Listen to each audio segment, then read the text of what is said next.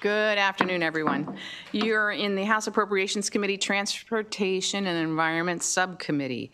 Today, we have 3 items on our agenda, and we are going to start with the Department of Natural Resources.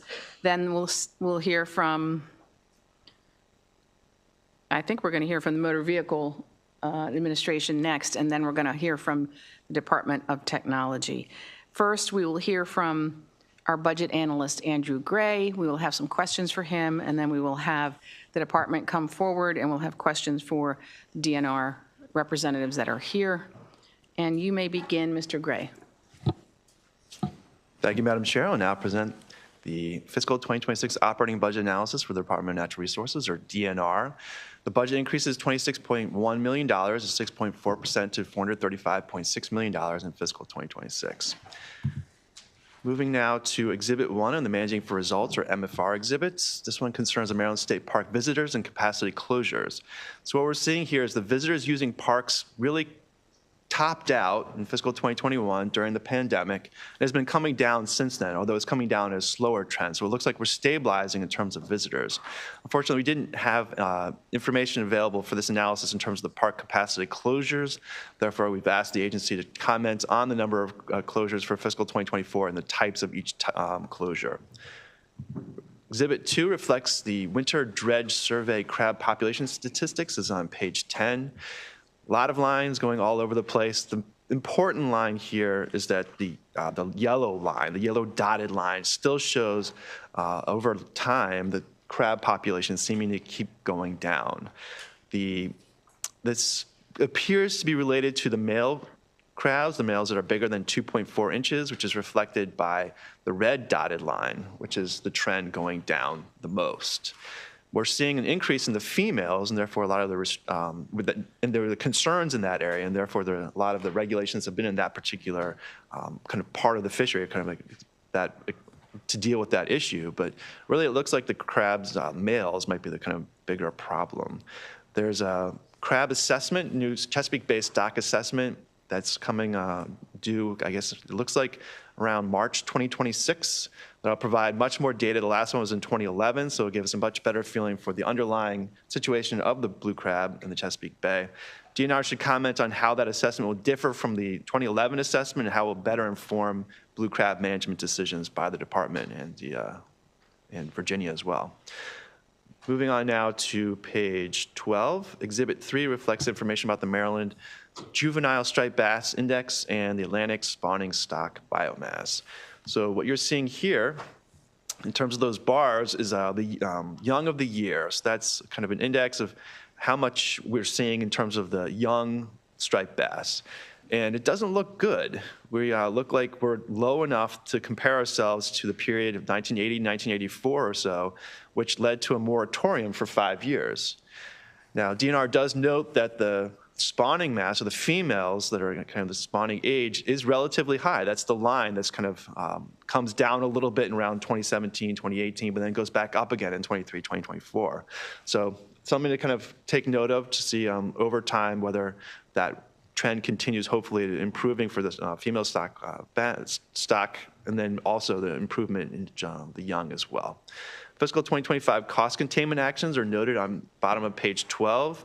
And on to page 13, the largest here is around almost $1 million for replacement vehicles and the Maryland Park Service. Then for the implementation of legislative priorities, there are 3 components there: the freshwater mussel revitalization, the whole watershed restoration partnership, and then the Potomac River Fishery Commission funding as well. And DNR should comment on the current status of the funding for each of those legislative priorities.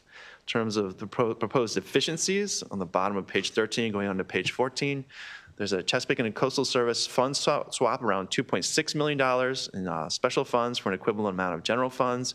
And this really is part of the overall theme of cost containment in this fiscal 2026 budget and the fiscal 2026 spending plan that also impacts fiscal 2025.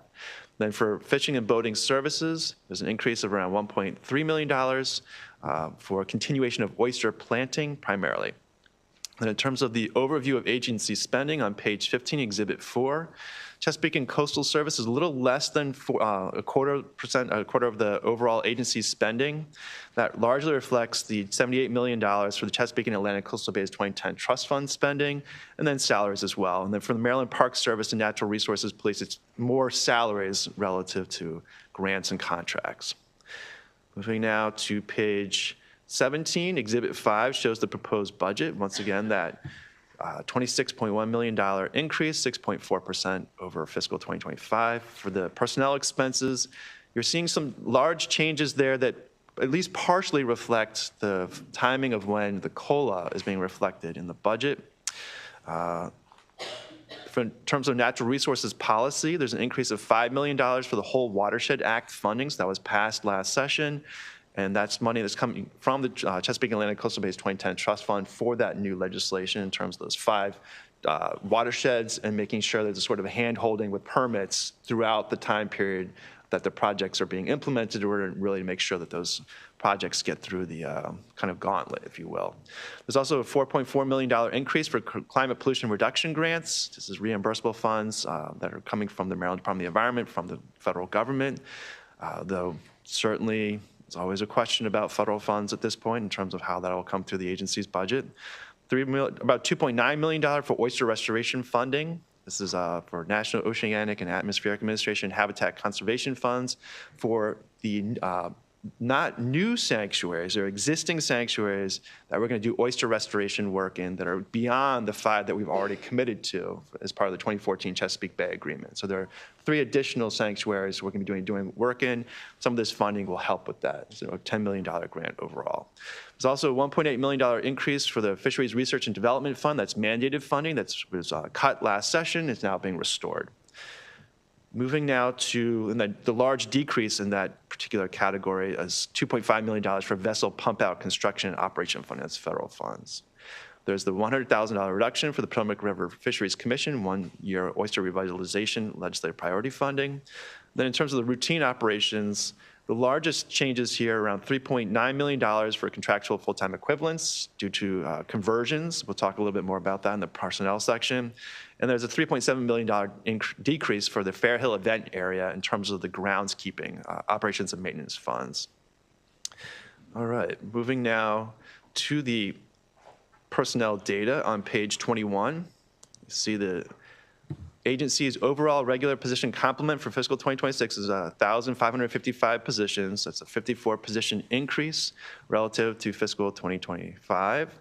And you're seeing a large decrease in contractual FTEs because the agency is using primarily, they're converting positions, contractual full-time equivalents, to new positions. So that's 52 contractual conversions and then only 2 new positions. The 2 new positions are actually contingent on House Bill 717, which creates a new land and property management program within the Land Acquisition and Planning Unit. DNR's turnover rate was reduced from 9.31% to 4.77% in the fiscal 2026 allowance. However, they still have a relatively high vacancy rate, around 12.43% as of December 2024. Moving now to first issue. This one is on page 23. So this is the Budget Reconciliation and Financing Act provision for fiscal stability. So this is a kind of choose your own adventure recommendation in terms of how far you want to go with it. Department of Legislative Services is recommending that you consider, for the program open space funding through the transfer tax, that you would reduce by half the amount of funding that goes to POS local, to the local jurisdictions, eliminate the funding for Maryland Agricultural Land Preservation Program and for the Rural Legacy Program, and then for the program open space state funding, leave the Green Space Equity Program and Public Access Program and Heritage Conservation Fund funding, but not provide any additional state land acquisition funding. The idea here is that would provide for over fiscal 26 through fiscal 29, the opportunity to have additional general funds that be sent to the state general fund to tide us over during these difficult fiscal times. So that's, obviously you can take that at whatever level you want to in terms of the recommendation. There was also a recommendation here for the Waterway Improvement Fund to expand the use of it for operating expenses. I'd like to note here that we're taking that off the table. That was an ill-considered recommendation on my part. That's my mistake. So that's off the table. The Chesapeake and Atlantic Coastal Bays 2010 Trust Fund, however, there is the opportunity to expand the use of that fund beyond what it's already being used for in terms of helping balance the state budget to be able to address our fiscal concerns as well. And with the revenues being about $65 million per year, that's obviously the kind of highest level of funding you could potentially defray, or general fund so that you could defray with that special fund appropriation. So those are both recommendations, and they'll also be noted a little bit later in the analysis. Issue number 2 on page 23 concerns 3 Department of Natural Resources reports that were not submitted. 2 of these were committee narrative, budget committee narrative. One was actually funding was restricted. The first one, the fee, fine, and penalty structure report, was adopted by the budget committees last year with the understanding that this was basically a kind of a similar report request to what was provided to the Maryland Department of the Environment. It's really to get an understanding of where the Department of Natural Resources is in terms of its funding needs and its ability to take care of its programs over time. So that would have been very helpful in order to have that report. We will talk about legislation that does help with some of those fee needs, though, a little bit later. The Natural Resources Police Diversification Progress Report came in 2 days ago, which unfortunately was not in time for this analysis. That report was requested in the context of understanding where we are in terms of getting to our goals for natural resources police officers in Maryland. Then finally, the State Lakes Protection and Restoration Fund report was requested to provide more information about restoring state-owned and state-managed lakes and kind of understanding where we are with that program, with the understanding perhaps there would be legislation that might be considered in this session as well. DNR should comment on why the 3 reports were not submitted, the status of their development, and the information currently known in response to the report requests. In addition, DLS recommends that the funding restricted pending the submission of the Natural Resources Police Diversification Progress Report be released now because we've received the report. Unfortunately, we did not change the analysis to reflect the report coming in, but that will come in as a letter to the budget committees later on discussing that particular report. Third issue on page 2025 concerns the Maryland Outdoors online licensing system. So the Department of Natural Resources has been kind of limping along for a number of years with a compass system, which never really kind of got to the level of functionality I think they really wanted it to have. This new system, Maryland Outdoors, really kind of brings together all of the different fee and licensing kind of components, and with the hope that that will actually bring back some of Marylanders' outdoor recreational, people have outdoor recreational interests. We've seen some declines in recreational licensing in the past couple of years. This new system hopefully will be easier for people to use and allow for some information tracking as well in terms of what people are really trying to get out of the system. DNR should comment on the estimated increases in fishing and hunting items processed, the associated revenues, and the impact on DNR's operations from the new Maryland Outdoors licensing and registration system. Exhibit 6 on page 26 reflects sort of the trends in some of those areas in terms of the hunting items processed is kind of going up, but then we're seeing a decline in recreational fishing items processed. The fourth issue concerns the session fiscal legislation that are kind of impacting the Department of Natural Resources, particularly the Maryland Park Service in the 2025 session. So the Maryland Park Service is in a difficult fiscal situation. It's using around $16.4 million in program open space local state balance in order to be able to balance its books for fiscal 2026, which is obviously not ideal. This is due to the fact that the Forest or Park Reserve Fund, which is the main fund supporting the Maryland Park Service, has been completely drained. Therefore, really had to kind of find another opportunity to bring in money for the program or for the Park Service. So the HB 717 has been introduced in the 2025 session to address some of the funding concerns for the Maryland Park Service and other parts of DNR's other programs at DNR, which sort of addresses that fee, fines, and penalties report kind of considerations. So HB 717, the first component there on the bottom of page 27, there are affiliated foundations that would be authorized by the legislation that would help with bringing in revenues and supporting the work of the Maryland Park Service. So hopefully to stabilize the funding and basically make sure that it's not completely reliant on just the transfer tax and the Forest Park Reserve Fund. There'll be these fundraising opportunities as well. Program open space state land acquisition balance being used for operating costs is another component. The idea is if the balance is more than $80 million, which would be sufficient in theory to take care of all of our acquisition needs, then some of the funding could be used for salaries in the Maryland Park Service and other parts, I believe, of the Department of Natural Resources. So that would enable, or actually, I think it's primarily actually for the Maryland Park Service.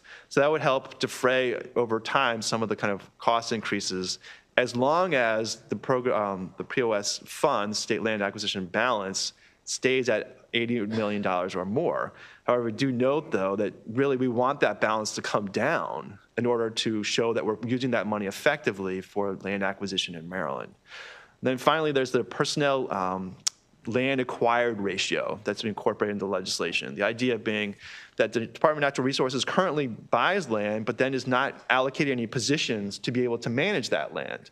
Therefore, based on the Great Maryland Outdoors Act, Chapter 39 of 2022, the idea would be to request from the Department of Budget and Management one position for every 400 acres of newly acquired land. And then in terms of some of the other considerations for the bill, it also addresses the size and scope of the new Port of Deposit Historical Park created by the Great Maryland Outdoors Act, which potentially reduces significantly the amount of funding that would be needed for the Maryland Park Service to stabilize the property and then be able to interpret it. And then in terms of some of the other fee bills, there are fee increases for the State Boat Act Fund and also for the senior sport fishing licenses, anglers licenses, and trout stamps. And it would repeal the trout stamp exemption for senior sport fishing licenses. DNR should comment on how the provisions in HB 717 contribute to the long-term fiscal sustainability of the Maryland Park Service.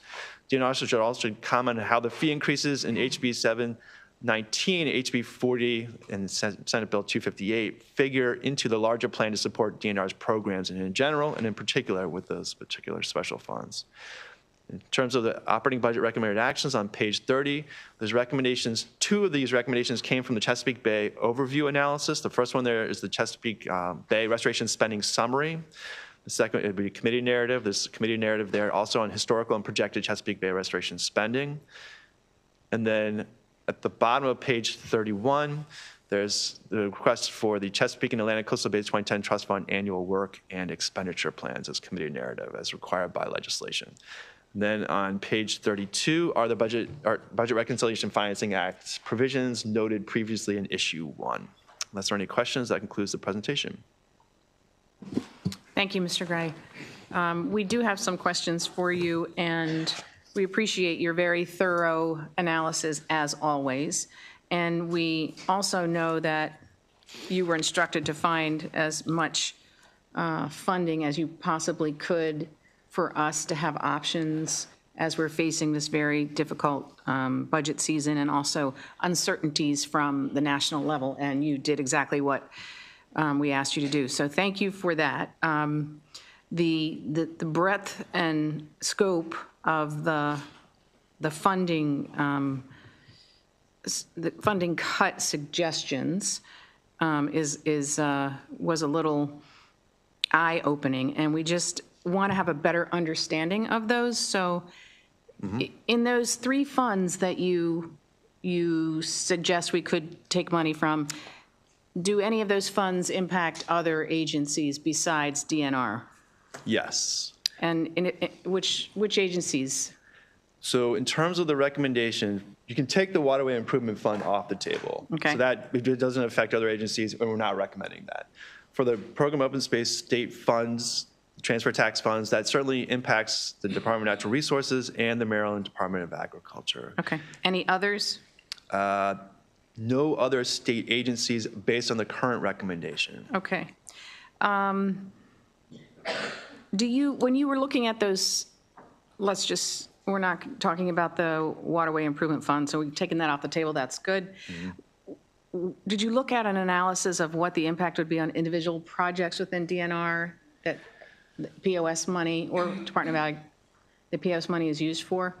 Is there anything that would be not able to go forward because that is already sort of in the planning? progress? Certainly, under the recommendation, the Natural Resources Development Fund does not impact, and the critical maintenance program is actually not receiving funding for the next couple of years because it's sufficient funding through the Park System Critical Maintenance Fund. But certainly land acquisition, easements through the Rural Legacy Program, agricultural easements through the Maryland Agricultural Land Preservation Program, program open space, both land acquisition, local land acquisition, and then if the jurisdiction has met its land acquisition goals, then also the development funding would then not be, only half of that money would then go through. So it's safe to say that it's sort of widespread, statewide project impacts in terms of obtaining open space and land and preservation. Yeah, I don't think I'm going to get a hero award for this one, no. Well, just for the record, I just want to make sure we understand what it is that this would do, you know? Right. And again, we understand that it's your job to present options to us. For the program open space recommendation, that would be sending that money directly to the general fund. Right. So that money would then be transferred so the governor could then have that money, obviously, is to secure his needs as a balance, or if he needs it for priority needs of whatever might come up.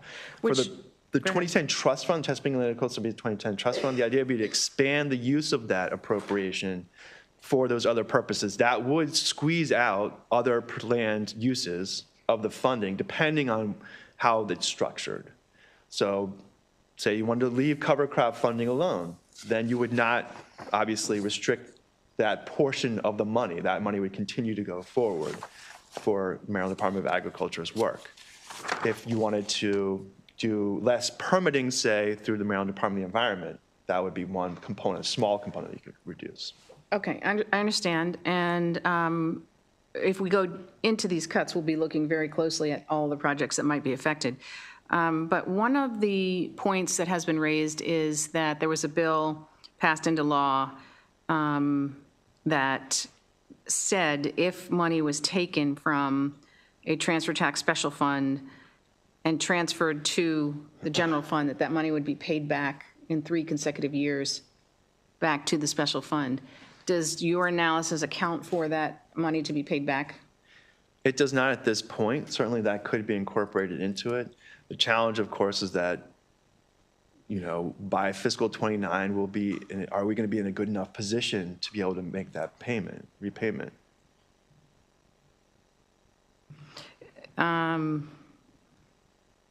Right, but it's before fiscal 29 that it would be required, I think. It's a 3-year payment, I believe, the year following the transfer.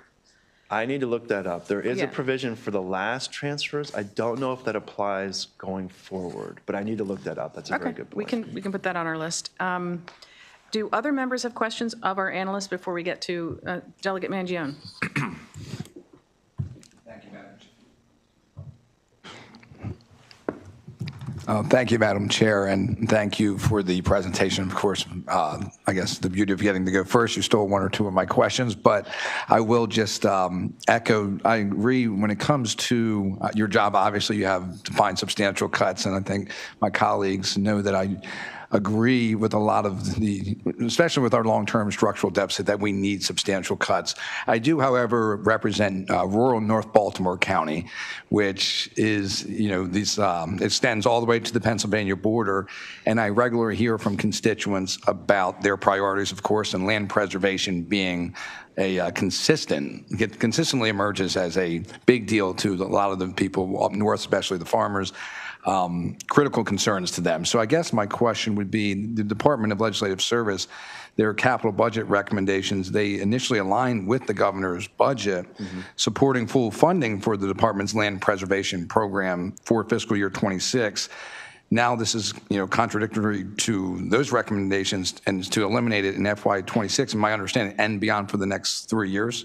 Correct. So I guess how do you reconcile such an opposing recommendation? Well, the idea for the recommendation to have it all in one spot in the Department of Natural Resources budget made sense because it has implications for the Maryland Park Service, because I neglected to say that one of the components of the program open space transfer tax proposal would be to put a $40 million floor for the Maryland Park Service, which would then increase by 3% per year, which would then provide more sustainable funding for the Maryland Park Service. So that was an operating consideration that would then have the recommendation in the operating budget analysis. And then for the Chesapeake and Atlantic Coastal Bays 2010 Trust Fund, that was obviously going to be an operating issue because that's where the funding is. Okay, so just so I understand, and again, I'm correct here, how much is the cut to the land preservation for over the 3 years? I believe it's around $65 million or so. It really somewhat depends upon the transfer tax and the revenues. I mean, we do have projections right now, which gives us an understanding of kind of like over the next couple of years, this would support the operating budget by. The analysis says 64 for 2026. Oh, excellent. And up to 178 for 2029. Right. So then as the transfer tax revenue increases over the years, based on the estimate, there would be more funding that would be transferred to the general fund. And you could structure this in such a way saying, look, once the revenues are in theory increasing, we're not going to need as much, and then you might want to tail it off. You might want to not have it go through fiscal 2029. But the theory is you really want to do something now to set the stage in case things get a lot worse. I don't necessarily disagree. I just want to make sure. So the chairwoman said 178 million. So it would be a potential $178 million that could go to land preservation that no longer at all under this recommendation. Correct. In 2029. Very substantial, as the So chairwoman let's make sure said. we're talking apples and apples. First of all, the 64 million, I believe you have to add the 40 million for the parks to that. Am I right about that? Or is No, is it's 40 part of accounted the for 64? in that. There's a reduction in spending, general fund spending that we're proposing because you'll have more funding available from the special funds for the Maryland Park Service. Okay, but is 40 million coming from the POS money? Yes, Okay, and the 64 is coming from the POS money? correct. So the So- 64 million or so would go to the general fund, and So that it's- would be funding that would not support land preservation. What I'm purposes. saying, though, is that's 104 million. So we already factored that into the transfer tax allocation. So So 40 how much- million goes to the Park Service in fiscal 2027, and you get a transfer of more than 64 million because it's fiscal 27 at that point. Does anybody understand that? So the transfer tax formula has, oh boy. I guess, look, let me just ask a simple question. How Right. much money is coming out of POS money in this budget that we're coming up on, 26? How much is being taken from POS money in fiscal year 2026? $64 million. Okay, so the 40 million is not in addition to, Correct. okay. And then that grows over time to 178 million in 2029. Correct. Based on the increase in the transfer tax revenue estimate. Okay. Go ahead, Delegate. And my question's been answered. Thank you. Yep. Who's next? Delegate Spiegel. I think you asked all my questions, Madam Chair, but I do want to just kind of underscore a couple of quick things. First, I want to make sure all of the stakeholders who are paying attention to this hearing heard you say that the written recommendation in the analysis regarding the Waterway Improvement Fund was withdrawn. Yes. So there is no proposal to, at least not from DLS, to reduce that funding and Correct. revert it to general fund expenditures. That is correct. Okay. And then I wanted to kind of follow up on this issue of language used in the analysis to describe program open space transfers as focused on reducing land acquisition funding. I want to make sure we understand we're not just talking about some subset of program open space funding that is set aside only for the purpose of buying land. We're talking about transferring from the fund in general because that fund can be used for other things besides just the acquisition of land, right? So the transfer tax is your overall number. Within that, program open space gets around 75.15% of the funding. And then within that, there's funding that goes to the state, there's funding that goes to the locals, and then there's funding that goes to the Maryland Park Service. And then capital development and other Maryland heritage areas as well gets a cut of that money. Then you have around 17% that goes to the Maryland Agricultural Land Preservation Program. And then there's small amounts like 5% for the Rural Legacy Program and something like 1 or 2% for the Heritage Conservation Fund. So big picture, what we're saying here is that you're going to eliminate the Rural Legacy Program funding for fiscal 26 through 2029. So that's easements in rural areas as part of the original Smart Growth Act, the idea that you had priority funding areas to really target dollars where we had our concentrated development. And then you had your rural legacy areas, which were to kind of ensure that we had green spaces, in a sense, around those concentrated funding areas. But that money, sorry to interrupt you, but that money is used for more than just the limited act of acquiring land, correct? Yes, and the point, I think, so there's a rural legacy program, there's the Maryland Agricultural Land Preservation Program, so those are both easement programs, but then you also have the POS local funding. So the program open space local funding is a component of the overall program open space 75.15% of the transfer tax.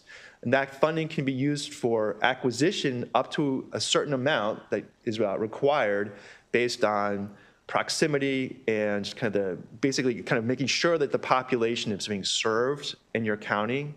Then if you meet that kind of criteria, you can use more of your funding for development purposes. So not only buying the land, but putting a recreation center on it. Right. There are certain balances, and certainly like the larger counties right now, based on the fact that they quite often will accumulate money in order to make a large project possible.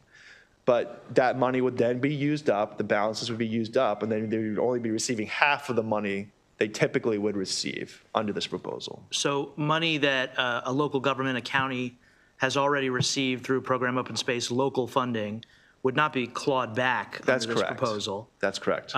But money in the state fund for local program open space funding that could otherwise be used for things like development, building a recreation center or a playground on already owned land that isn't being newly acquired would still be affected by this transfer that's being proposed. Correct. Okay.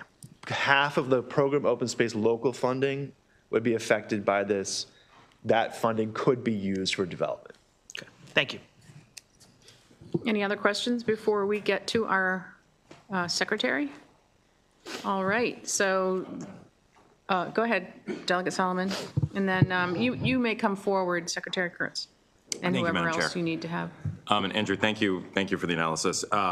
Just, do you have any sense of, and maybe you sort of already covered this, like, are there any immediate real-world impacts of this beyond just the funding piece of it? Like, do you know, are there things in the pipeline that we would have to divert or defer? So for the program open space state component, there is a large balance. So state land acquisition would be able to continue going on as it is.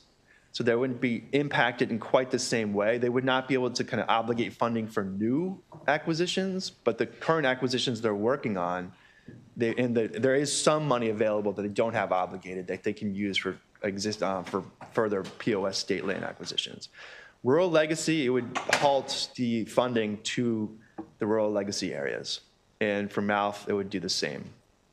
Then in terms of the program open space local funding, that funding would be half of the amount that would be usually provided. Therefore, that potentially it would reduce the funding available for any large projects that the counties are sort of like accumulating money for, and then anything kind of ongoing or kind of year in, year out projects that they kind of are planning.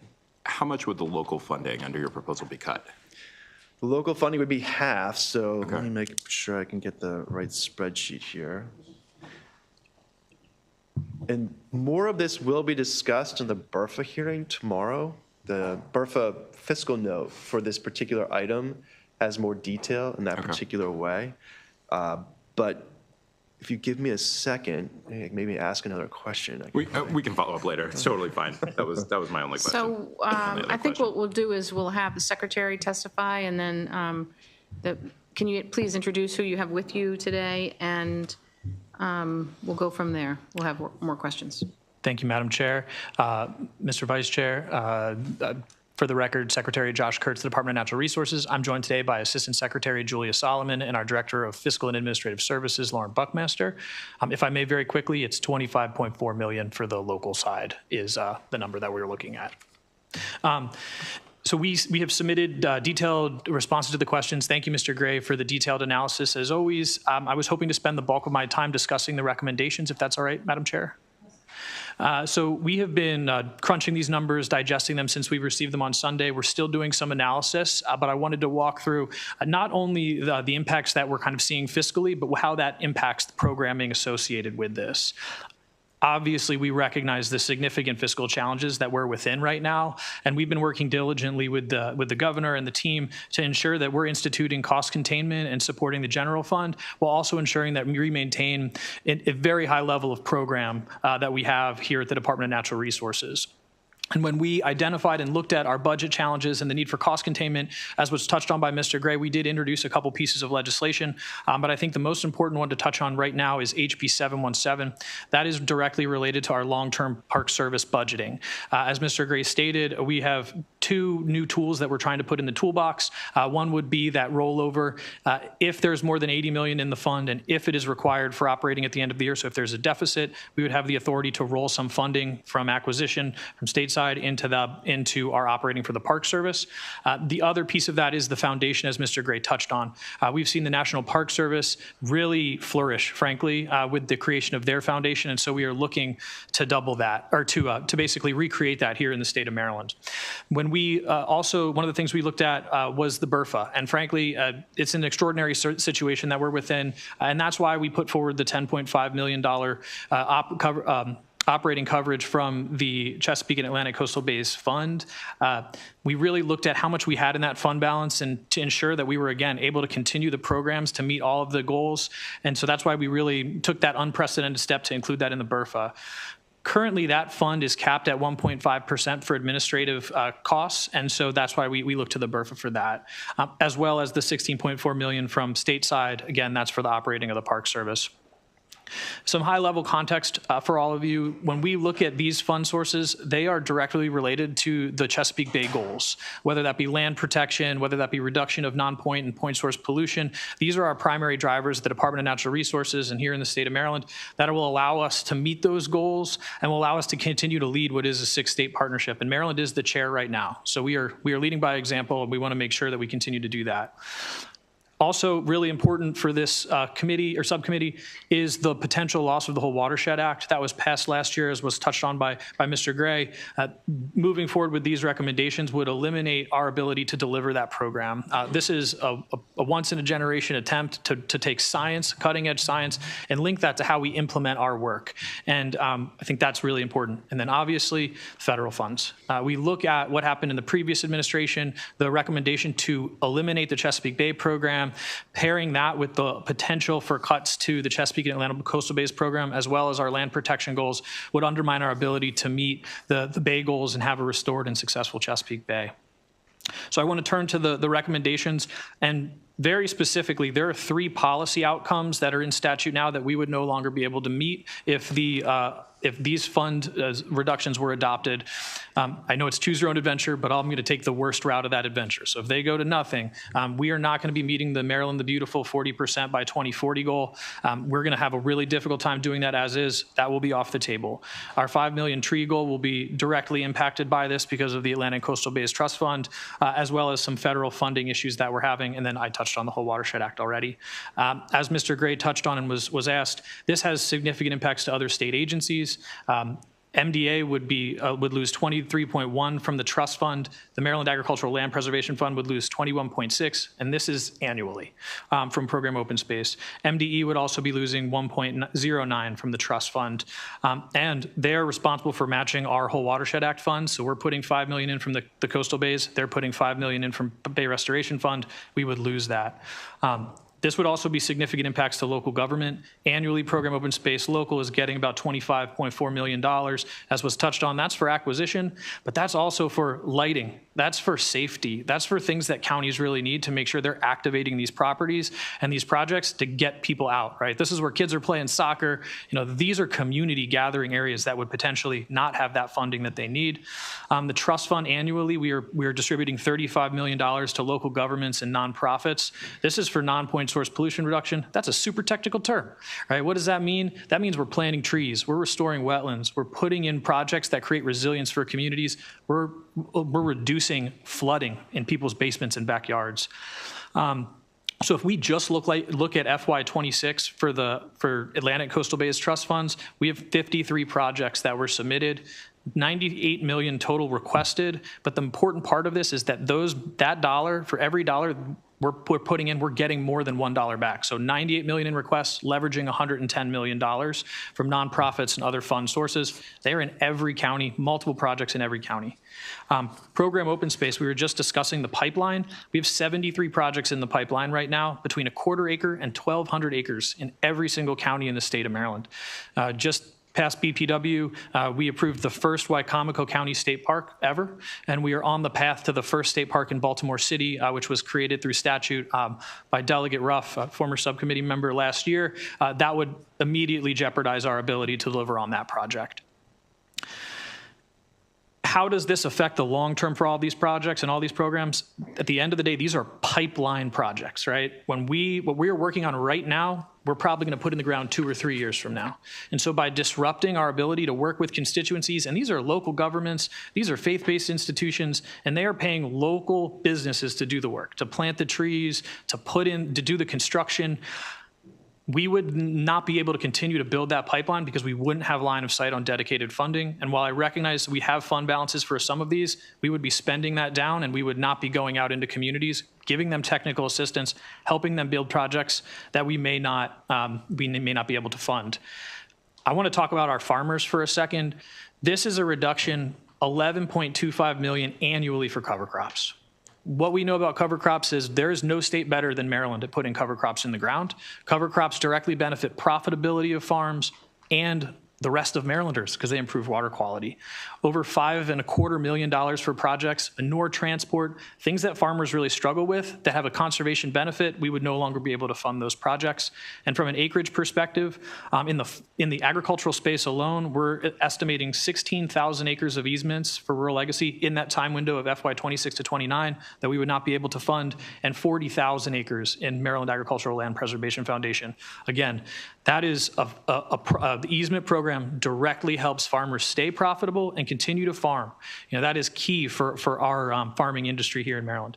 In suburban neighborhoods, this is how we drive cleaner water. We plant trees, we restore parks, and we conserve undeveloped land.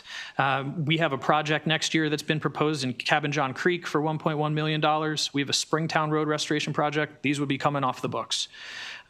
When we look in cities, and I think we're really cognizant of the importance of the Baltimore City Direct Grant that comes out of Program Open Space, directly relates to Baltimore City Parks Department being able to operate, a strong partner of ours. We would have concerns about how this would impact them. And then a very high profile project of the Middle Branch Resilience Initiative. We have $3.8 million proposed from our trust fund for next year. That leverages $30 million. That funding would go away, as well as leak and parking Gwynn Falls. Frankly, I could go on and on. We have hundreds of projects. I'm happy to share this information. I just want to end with, we recognize that this is a highly uncertain time. We want to continue to deliver world-class programs for the state of Maryland and do that in a way that is long-term sustainable from our budget. I'm looking forward to continuing to have these conversations with the subcommittee so that we can ensure that we're able to deliver for Marylanders, both from the economic perspective, but from the outcomes for all these programs as well. So thank you, Madam Chair, for the time. Anyone else have anything to say to that? Okay, so we will have questions now from delegates. Who would like to go first? Oh, then Delegate Mangione. Thank you, Madam Chair. Thank you, Mr. Secretary, for being here. Just in terms of the MALF and the land preservation, I guess my question would be, because obviously these are very drastic cuts, Again, reiterate, we understand the need for some cuts. Is there a bottom line amount where if we kept some of that funding in, you could still, at least for that program, function in a way that's suitable to I guess, kind of, duct tape it together, so to speak, where it can survive and still move forward, and then maybe in a better fiscal situation down the line, can pick back up again? Well, and MALF, I would want to talk to my colleagues at MDA because they implement, but when we look at Rural Legacy and MALF together, they tend to be oversubscribed. So I think the key is to ensure that we are continually funding them so that we, back to that pipeline conversation, we don't have a bunch of people just kind of fall off the ability to stay in these programs, but we can have that more detailed conversation about, baseline, how we're ensuring that program continues to function, and we're still able to assist farmers, especially farmers who are kind of in dire economic situations. This can really be a lifeline for those people. And yeah, that's kind of another concern I have too is, and you kind of touched on it a little bit, and I understand the reason for preserving land for stopping over development. I get that. I also understand preserving open space, of course, but it's my farmers there as well that I'm really concerned about, and where we are as a state in terms, we're not just building new prime farmland, we're losing a lot of it. And that concern there and making sure that we're able, especially for the struggling farmers, to continue to stay above water is a real concern. And that's, if this conservation funding were to really jeopardize that, that's something that I think we absolutely have to look at, and sounds like that could be something. So thank you for putting that out there for us to understand better. Absolutely. Thank you. Any other questions, Delegate? No, thank you. The Secretary of Agriculture is here, Kevin Addix, and they did send us testimony late yesterday, I think, or early this morning, and you all should have that in your inboxes, but it does go into detail about the implications of the suggested cuts on the Department of Agriculture, and I'm sure he'll be here after the hearing if we have specific questions for him. Delegate Edelson. Thank you, Madam Chair. Thank you, Mr. Secretary, for being here. Great to see you. Thank you for the work that you do. Of course, we understand that these proposed cuts would potentially be devastating. We have to weigh them in concert with the financial situation that the state is facing. But as you can see, there is a lot of support for the work that you do in the subcommittee. Even Mr. Cut Mangione is concerned about some of these potential cuts that are being proposed for good reason, because they would impact all of our constituents with a vital resource that we all need. I think the numbers of folks going to parks during COVID, the height of COVID, is a clear reflection of why it's so important for us to protect these critical spaces, because in some of our toughest moments, we need these spaces to feel alive. The challenge for us, though, is that we have a very important oversight function, and in order for us to accomplish that function on behalf of the Marylanders whose taxes go towards the programming and the land acquisition that you provide, we request information in order to know exactly how we're doing and what progress we're making and where potentially we need more resources and or assistance in order to get the best impact that we possibly can. And it's difficult for us to do that when we request information from the agency that we then don't receive. Sort of ties our hands on the critical function that we have. So I really wanted to ask you, about that, which is that there were, reports and information that was requested that we didn't receive, and to get a sense from you on what steps you're taking to ensure that we don't have that again, because that makes it very hard for the partnership that we have. And also, if you wouldn't mind, I know Mr. Gray mentioned that the diversification report was provided recently. I don't know that we have a copy of that. So if you can give us an update on the items in that, because I know that was extremely important to my colleague, Delegate Ruff, and would hope that we're making progress on that. Absolutely. I'll start with the diversification report first. And so the reason that that report is late is because we have a brand new leadership team at NRP that has made significant changes within the agency. And one of the things they did was they looked back at that bill that created the work plan, and they wrote a report based off what that bill required. We have gone significantly above what the recommendations of that report are, whether that be changing how we're doing our testing. We've found a new vendor that reduces implicit bias. We have diversified several layers of our leadership team. So a bunch of things that were not captured in that report, we wanted to basically, we went back in, we added those things that are outside of what the statute required, so you all have a better picture of what's actually going on there, and we'll be happy to provide that report for you. The fee, fine, and penalty structure one has been more difficult because we have been working with the judiciary system to get any fees. I mean, there is a significant number. We have a spreadsheet right now, hundreds of fees, fines, penalties. So that I'd be happy to have a conversation if there's a way for us to tailor that to better help you make those decisions, whether that be things that come into our budget elsewhere. I think the criminal ones are the things that have really been taking a lot of the time for us because there's so many of them. I'd be happy to share. We have a spreadsheet that we're constantly accumulating. We can share where we are right now, but we're still working through that component with the judiciary. Okay. And just a quick follow-up question, if that's okay, Madam Chair, which is, specifically on the well, first, let me just reiterate, please ensure that we get that information because it's so important for us to be able to do our jobs.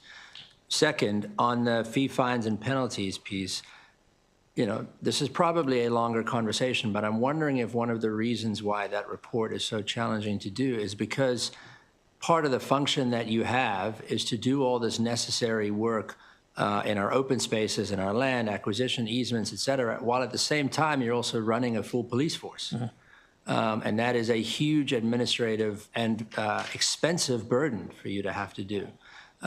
So maybe it's worth us sort of initiating that conversation about whether that is fair and the best structure to require you to do both of those things simultaneously, and whether that sets you up with an impossible burden to have to achieve.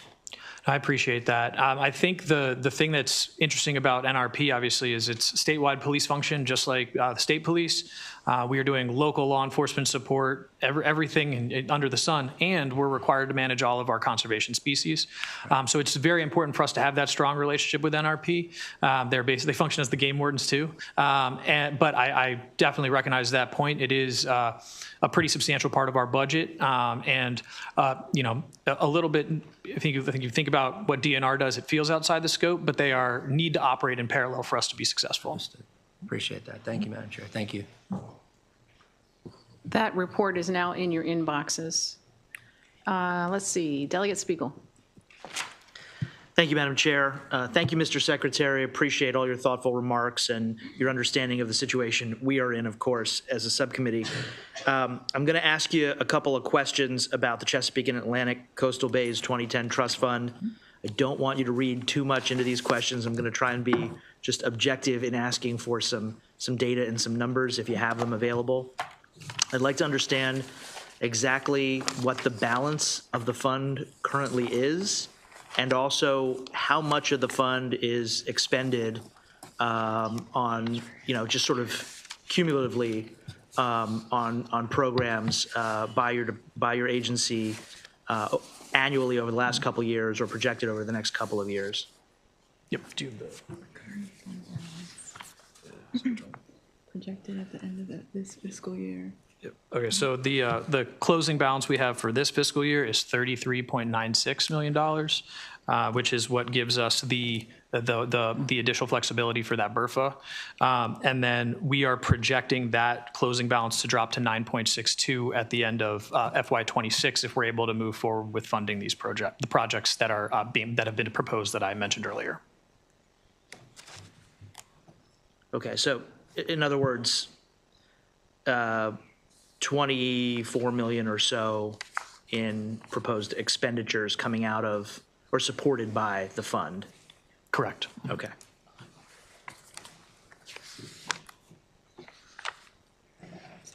Thank you. Delegate? Just a point of order, Madam Chair. I have to welcome Hereford FFA is here today, so I didn't get a chance and didn't get to see you all. Hopefully I can see you later. Thank you all for being here. Yes, and can you say that more slowly? Who has joined us today? Sorry about that. Some of I assume they're old enough to be local constituents, or they're close to being, but some of our local Hereford High School and some of the local Hereford FFA, some of the farmers and ag students, and I appreciate they have a great program at Hereford High I really appreciate I didn't get a chance to see you earlier, but Emma, I believe, is your student body president, and I did get to see her from the high school earlier, so thank you again. And for the people in the room that don't know what FFA is, can you explain what that is? So it was the young farmer, I believe it's Farmers Across America, right? Or Future Farmers, yes. I went to one of your fundraisers not too long ago, and I'm not sure if any of you were there, but they remembered me, believe it or not, from Wilbur the Rooster, so I'm not sure if any of you are familiar with that story. So we'll talk offline about that one. Thank you. Delegate.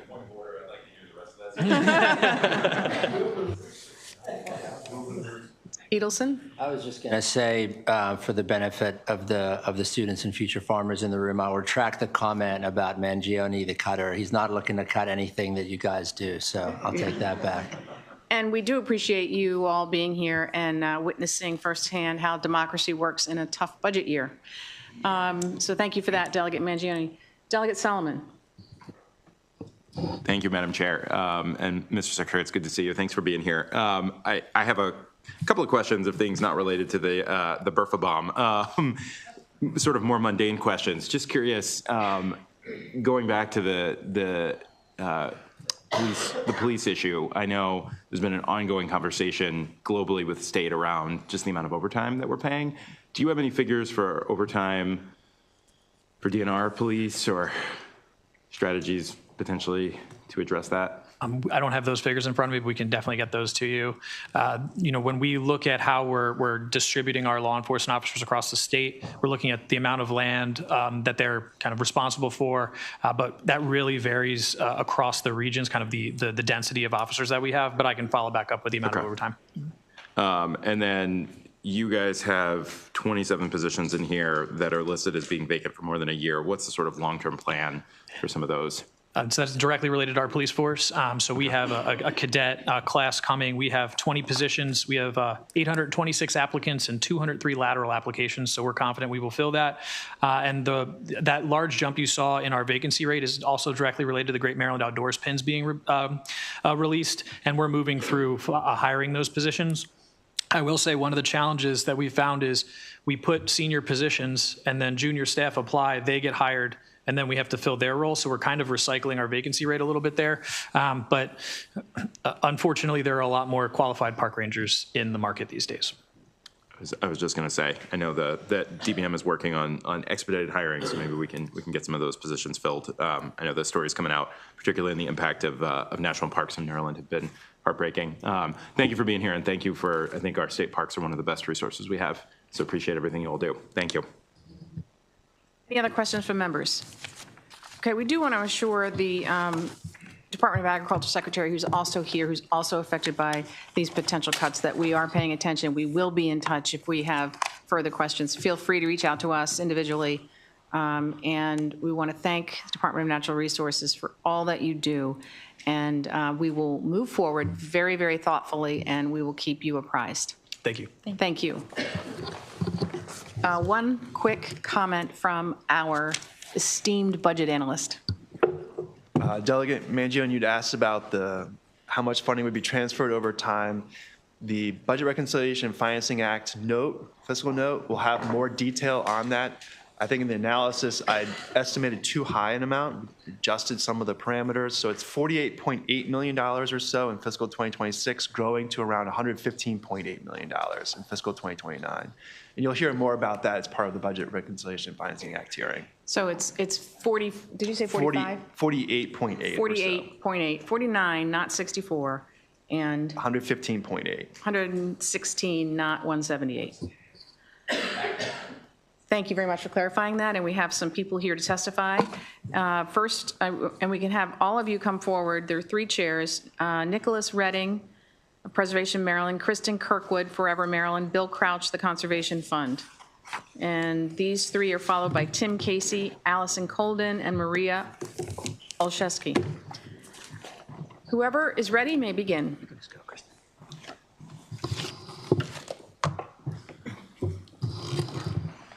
good afternoon, Madam Chair and members of the subcommittee. My name is Kristen Kirkwood, and I offer my comments today as both the Executive Director of Hartford Land Trust and the Board Chair of Forever Maryland. Forever Maryland represents Maryland's more than 20 land trusts that operate in all counties of Maryland. Local land trusts are valuable partners in the effort to reach the goal of preserving 40% of the state by the year 2040. We are strongly opposed to the DLS recommendation to divert funding for land preservation programs for the next 4 fiscal years. We are longstanding partners with DNR in both the acquisition and stewardship of the lands protected across Maryland, whether that be acquisition or easement lands. We also work hand in hand with local landowners using all of the invaluable programs that have been discussed today, with funding coming from the transfer tax. My comments are in no way in conflict or a reflection of our understanding of DNR or the state of Maryland's budget crises. Both land management and land conservation are mission critical and essential in a state that prioritizes environmental health, agriculture, open space, and conservation. Marylanders should not be forced to choose between the two. This week, I met with 2 landowners of 300 acres of prime agricultural properties in Darlington with historic structures and significant water frontage along Deer Creek in Hartford County, which is a Tier 1 waterway that flows directly into the Susquehanna River. We have been talking with both of these landowners for over 20 years. Both properties are fully subdivided in recorded plats. And just this week, they have agreed to apply for the MOUth program. If this funding is pulled, they will undoubtedly proceed with those subdivisions.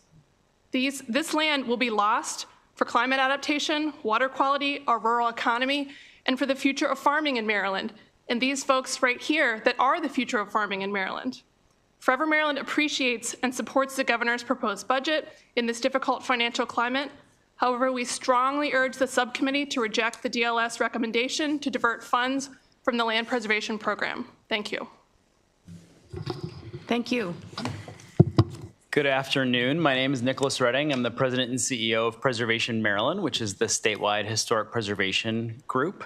And we're here to talk about sort of an aspect. It was mentioned briefly by Mr. Gray, but the Maryland Heritage Area Authority is also funded through program open space and the transfer tax. And that $6 million program, based on the way that the cut is currently proposed, would be eliminated in totality. This is a program that touches every part of the state, over $2.4 billion in economic impact a year. This is your heritage tourism program for the state of Maryland that brings people here and supports over 33,000 full and part-time jobs across the state of Maryland. Projects like the Children's Museum in Ellicott City, interpretation with the Waterfront Partnership of Baltimore City, the Button Farm Living History Site in Germantown, you name it, this program has supported interpretation at small museums and historic sites that bring people to our communities and have them spend more money and stay longer than any other type of tourist. So the point is that no corner of the state would be left out of this. And I think, like my colleagues have said and like the department has said, we understand that we're in a tough budget season and that every program will have to take a cut. But the total elimination of the Maryland Heritage Area Authority program on as we approach the 250th anniversary of the country in 2026 seems to be out of step with what the priorities for this state should be. And I just want to end by saying I really appreciate the support of this committee, the questions that you've asked. You understand the breadth of this, and we're happy to provide more information if you have questions about this aspect of program open space. Good afternoon, Madam Chair, members of the subcommittee. My name is Bill Crouch, and I am the Maryland State Director for the Conservation Fund, a national 501c3 nonprofit land trust. At the Conservation Fund, we believe in balancing the environmental and the economic benefits of land protection. I've been with the Conservation Fund since 2006. I've had the pleasure of working with the outstanding staff at DNR to complete many significant projects. I think of the Jesuit transaction completed in 2017. DNR, in partnership with the Conservation Fund and the Nature Conservancy, acquired over 4,400 acres of not just historic land, but lands that represent the birthplace of Maryland. Without program open space, those lands will be condos. Last year, Anne Arundel County and the city of Annapolis used local side program open space to protect Carr's Beach, the remaining 5 acres of beach used by people of color during segregation. This land was in fact on course to become high-end condominium developments, and the rich history would have been lost forever without program open space. I also reflect on the Harriet Tubman Rural Legacy Area easements that protect the landscape that was so important to Harriet's story and the tourism created by people looking for inspiration. The agricultural easements that help farmers put food on our tables, or the Chesapeake Forest transaction that's helped support the timber industry and provide recreational opportunities for Marylanders. None of these projects happen without program open space. Personally, I changed the direction of my life as a younger man by fishing in the Patapsco River in the Patapsco Valley State Park. It's why I'm involved in land conservation. While we appreciate the dire and unprecedented budget situation in Maryland, diverting program open space funding is just not the answer. Thank you. Thank you, Mr. Crouch, and thank all of you for being here and for all the work that you do supporting DNR, land preservation. We appreciate you being here, and we're moving on now to Timothy Rosen, Tim Casey, Allison Colden, then Maria Olszewski.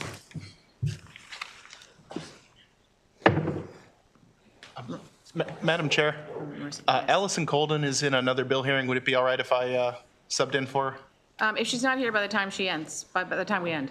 Okay. Okay. Marissa Olszewski. Sorry for that mistake. Good afternoon. Thank you for the opportunity to speak. I am Marissa Olszewski, the Environmental Policy Manager for Maryland LCV, and I'm here to urge the subcommittee to move forward with DNR's operating budget as was proposed by the governor. And I'm going to emphasize a couple of things here. First of all, as you know, and you heard some from the Secretary, Maryland DNR plays a unique and essential role in managing our state's natural resources, including our treasured Chesapeake Bay. They are on the front lines of providing these services. In fact, just this morning, I made a phone call to DNR because there was a wild dead duck in my backyard. And as we know, avian flu is running through those populations, and DNR is our frontline state agency dealing with that.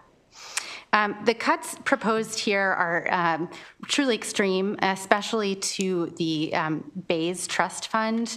And I just want to say on that, Maryland is, as the Secretary reminded you, the leader right now in the multi-state partnership for the Chesapeake Bay restoration.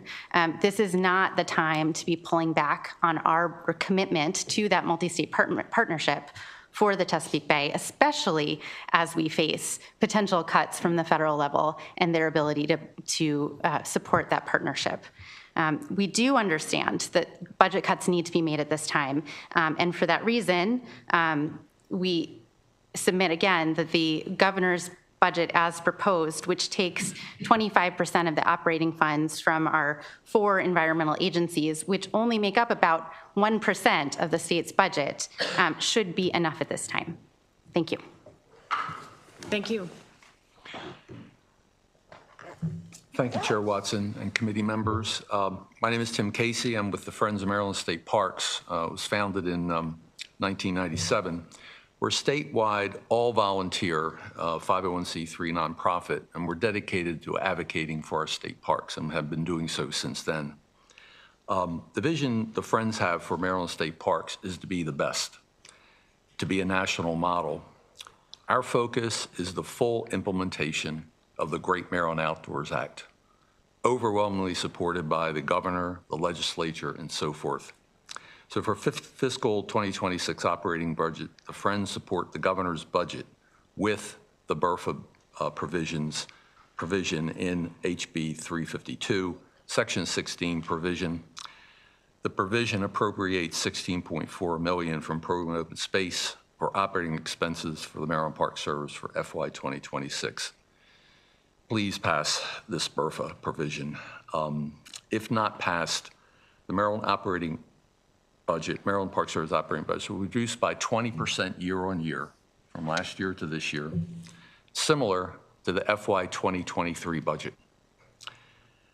State parks will not be able to operate as the Great Maryland Outdoors Act intended for millions of Maryland citizens who visit those parks. Thank you. Thank you for your testimony. All right, Hamna Sharif and Ann Jones, and then Allison Colden's substitute may come forward. And those are the last three people we have.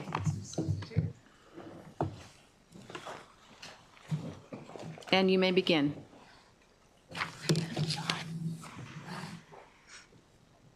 Ms. Sharif? Good afternoon, Chair Watson, Vice Chair Edelson, and members of the committee. My name is Hamna Sharif, and I work for the Nature Conservancy's Maryland and DC chapter, where I lead coastal climate adaptation programs. TNC is strongly opposed to the cuts recommended by DLS to the DNR budget. DNR's conservation and stewardship programs are vital for conserving Maryland's natural landscapes, supporting local agriculture, preserving our natural heritage, and protecting the fragile ecosystems of the Chesapeake Bay. These cuts would impact the Chesapeake and Atlantic Coastal Bays Fund and Program Open Space. The DLS recommendations for cuts this year are unprecedented in their nature, and their negative impacts would ripple far beyond just one fiscal year. TNC recognizes that it's a really tough and difficult budget year, and we recognize that we need to make cuts somewhere. However, these cuts cannot come at the expense of backtracking on decades of environmental progress that we have made in the state.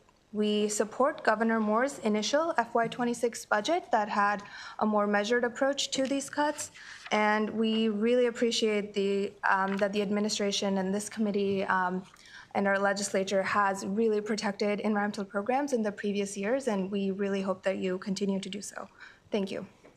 Thank you. Ms. Jones? Thank you very much. My name is Ann Jones, and I'm here today representing the Land Preservation Trust in Northern Baltimore County. I've had the privilege since 1999 of administering the Rural Legacy Program there. Because of that program and its work with combining the different preservation programs for MALF, Rural Legacy, and other areas, there's an incredible block there of 22,000 protected contiguous acres within like a half an hour of getting to Camden Yards. It is an absolute gem for the entire area. And if the DLS recommendations are adopted, and I don't say this lightly, but it will be the death of Maryland's national leadership in land preservation and the depth of our attempts to improve our economy and protect our environment and continue to attract the residents who make Maryland truly special. Closing programs down entirely for 4 years. We've been through it before. We were through it when they got closed down for 1 year, and I can tell you personally how long it took it to come back to where it needs to be. Also, I hate to go in the weeds, but darn it, transfer tax in the weeds. It's complicated to follow down, and you can spend a lot of it. And one thing that I want to say of why this cut is larger this year than it would appear to be is because there is already an $85 million reduction in the funding available this year because of a previous overattainment. And that's because it's based on a point in time where everybody estimates what the transfer tax will be, and that's been pretty foggy lately. It hasn't been a very fine-tuned one. So yes, we're talking, I believe the number was said that this would be 48 million impact, but there's already been all that money taken off the top. So there were some questions about what do you think is the base level that these programs could operate at? I'm going to say that they're pretty close to that just from that cut that came off the top. And I'm going to quickly give a really quick little personal story because everybody says you like personal stories, and then I promise I'll be quiet and get out of your hair. But my son recently moved back, and his young family recently moved back from North Carolina to Rockville. And they moved there, and as everybody knows, the transfer tax is when you buy the house. And they understand that that is a promise. That is a promise that there will be parklands, that there will be open space, that there will be farms where they can go and go to farmers markets, that all the programs that the transfer take funds will be there for them. And they spent that money. That money came out when they bought that house, and that's the promise. And I just got a little, you get these little video things of your grandkids. And my 20-month-old granddaughter, for the first time, went down a slide at a park that was funded by Program Open Space, and she's just delighted. It's the first time she did it on her own. You get all these little grins. So the beauty of all these programs is that they tie together. that they have the large, it's not just farms, it's not just parks, it's not just playgrounds, it's not just trails, it's all of those. And urge you to not to reject the Department of Legislative Services recommendations and to go with the governor's budget that already did a $16.4 million cut to state sign program open space, $340,000 off of the heritage areas to go for planning. Thank you. Thank you, Ms. Jones. And what's your granddaughter's name? Grace. Grace. Well, give her our best. Thank you. And now we're moving on to someone who's going to introduce themselves. Yeah, thank you, Madam Chair. I am Allison Colden stand-in, but some of you may know me better as Matt Stegman, staff attorney for the Chesapeake Bay Foundation. Wanted to say that the Chesapeake Bay Foundation, we support Governor Moore's proposed budget for the Department of Natural Resources, and we would urge the committee to please resist the cuts recommended by DLS for the Chesapeake and Atlantic Coastal Bays 2010 Fund and Program Open Space. DNR is really at the forefront or one of the main drivers in sustaining Maryland's progress on restoration of the Chesapeake Bay. And we're concerned that any further reduction to the agency's budget would put Maryland at risk of backsliding on our water quality progress and the future commitments that we've made. I want to just talk a little bit about the specific importance of the Chesapeake and Atlantic Coastal Bays 2010 Fund. This is a really important pot of money in that it directly supports on-the-ground projects that address non-point source pollution in every region of the state. And it is really just very crucial funding for especially agricultural practices that reduce nutrient runoff. Nutrient runoff from the ag sector is really one of the biggest outstanding areas of pollution into the bay, and one of the areas where we have the greatest opportunity to make progress really quickly. From fiscal year 2009 through fiscal year 24, the trust fund investments have leveraged more than $283 million in outside funds. So this is a fund that not only supports state programs and state jobs, but also private sector investment and private sector jobs. But $283 million in outside funds. It's reduced nitrogen inputs into the bay by 1.5 million pounds, and it's prevented more than 200,000 pounds of phosphorus from reaching our waters. So again, we are here to support the budget as proposed by the governor, which does contemplate cuts to the 2010 fund and through other programs. Those are cuts that, frankly, we don't love, but we can live with. But we think that the DLS recommendations will radically alter the scope and purpose of program open space and the 2010 trust fund. And while it would provide some short-term budget stability for the department, it would really have a long-term adverse impact on our Chesapeake Bay health progress. So again, we would just ask you to please resist those cuts and support the budget as submitted by the governor. Thank you. Thank you, Mr. Stegman. And I believe we do not have any other people here to testify. In closing this part of the hearing, I will say that I have a lot of confidence in this committee. These are some of the best people that you could possibly have working on this problem in appropriations. And, we pledged you that we will do our best. It's a tough year, and we will take a hard look at everything. And your testimony has really helped inform us, so we thank you and appreciate your time here today. So that closes the DNR hearing, and we're going to move on to MVA now, the Motor Vehicle Administration. And our analyst will present.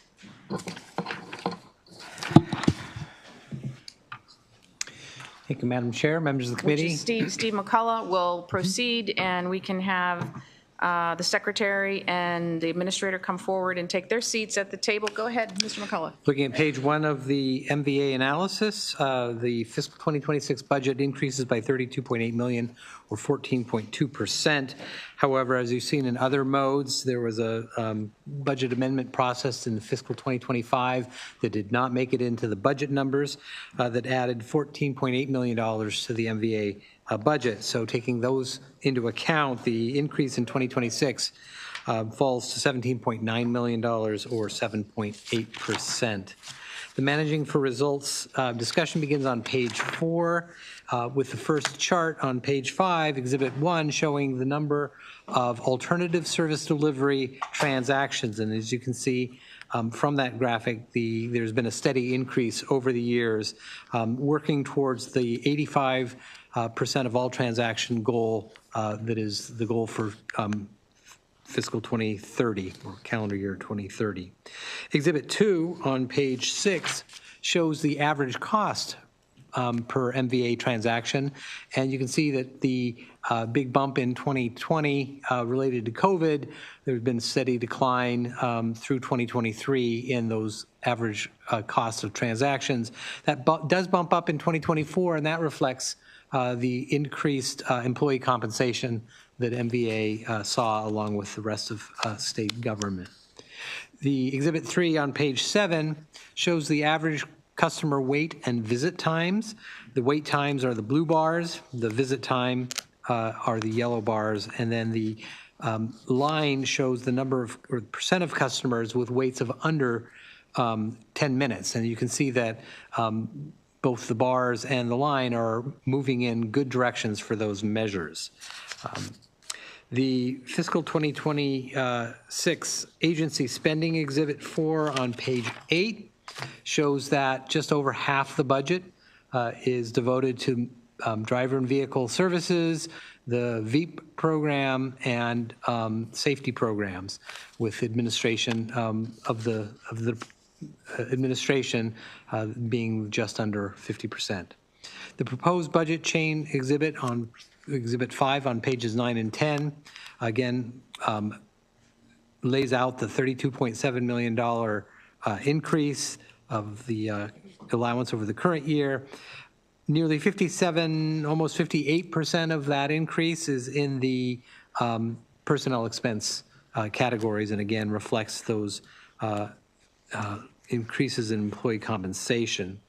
Looking down on the operations, the first 3 lines, really 4 lines, show the major change or increases outside of personnel, with the largest being bank charges, as more and more people use credit cards for their transactions. You know, there's a 3% charge that MVA has to pay for use of those credit card transactions. System software for the large IT systems is the next largest, and then security and postage both add just around $1.5 million each. On page 10, the discussion of the Budget Reconciliation and Financing Act. The BRFA includes 5 provisions related to MVA. You've heard some of these mentioned in the overview. I'll just go over briefly. The first item is that the BRFA would increase the MVA cost recovery, and we'll talk about that a little bit more in a minute, from 100% to 115%. There's a provision that restricts the trade-in allowance on vehicle purchases to purchases of vehicles of $15,000 or less. It establishes an installment fee for payment plans, and it accelerates by 1 year the phase-in of the annual registration fee increase that was passed last year.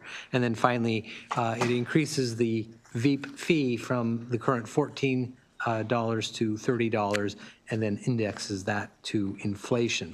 Now, with respect to the MVA cost recovery, the state transportation article requires MVA to set certain miscellaneous fees at levels projected to recover at least 95% of certain costs. These are the operating budget, the average annual cost of the capital budget for MVA, and then MVA's portion of the data center operations for the department. Although the BRFA proposes to increase this maximum from 100% to 115, Exhibit 6 on page 11 shows that through 2024, from 2020, the administration was not even meeting that 95% minimum level.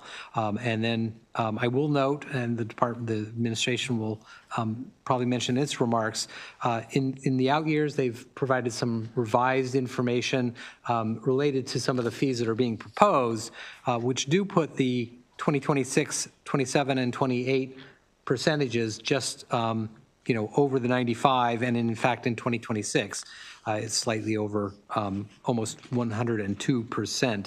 Again, those are projections. The italicized numbers are all projections. They're not actuals. Given that MVA has not been meeting the minimum required by statute, DLS is recommending that the increase to 115% be denied. We'd like to see them just meet the current statute before seeking an increase. However, as the statute currently stands, they are required to reduce fees anytime there is a projected cost recovery of over 100%. And we are recommending that those statutory provisions be changed to instead look at actual experience, and that MVA not be required to reduce fees until they've exceeded that 100% level for 2 consecutive years. The rationale being you don't really want these fee levels to be bouncing back and forth all the time. So this gives them a little bit of leeway to maybe exceed it as they're projecting to in 2026, but again, that may not actually come to pass, and then make corrections to avoid that in the future. And then finally, because this the 95% level had not been met, we're recommending that the statutory provisions related to the financial forecast that is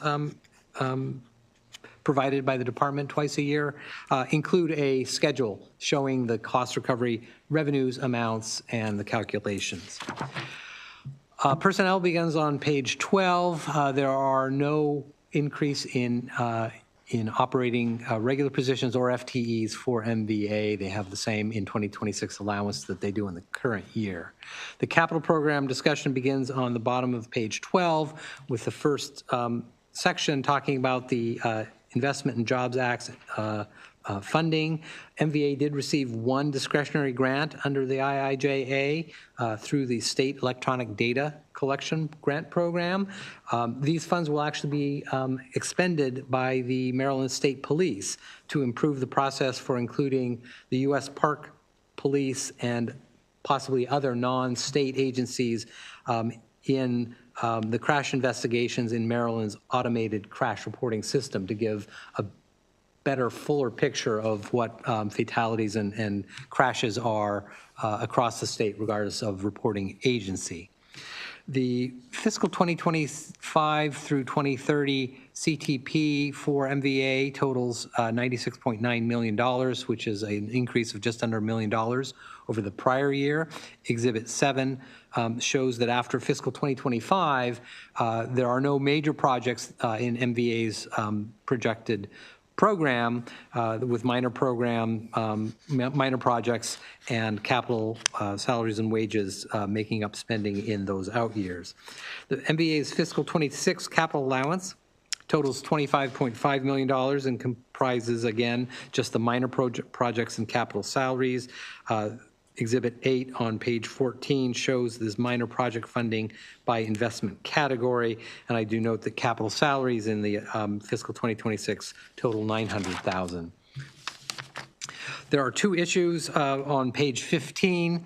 The first is with respect to budget language that was added last year, restricting funds of $50,000 of MVA's special fund appropriation, pending a report on the feasibility of an ignition interlock fund feasibility report. The idea would be to have some type of fee structure that would allow low-income program participants to have some or all of their costs for their participation in the program covered. The administration did submit that report, and we are recommending the release of the $50,000 at the end of the budget hearing process if the budget committees have no issues, raise no issues with that. The second issue, very, very brief, just wanted to bring to your attention that effective May 7th of this year, the Real ID Act is going into effect, and that means that there will need to be a compliant ID in order to access both commercial aircraft and certain federal facilities. You may start getting, if you have constituents that don't have a compliant ID, you might start hearing that. So we just asked MVA to update the committee on the number of percent of compliant versus non-compliant IDs and driver's licenses. Recommendations are on page 6, both for the operating and the capital. The recommendation is to concur with the governor's allowance. I had already gone over the BRFA recommendation, which is to reject the 115% increase in cost recovery. that concludes my presentation, Madam Chair. Thank you, Mr. McCullough. Do we have questions for the analyst? First up, Vice Chair Edelson and then Delegate Solomon. Thank you, Madam Chair.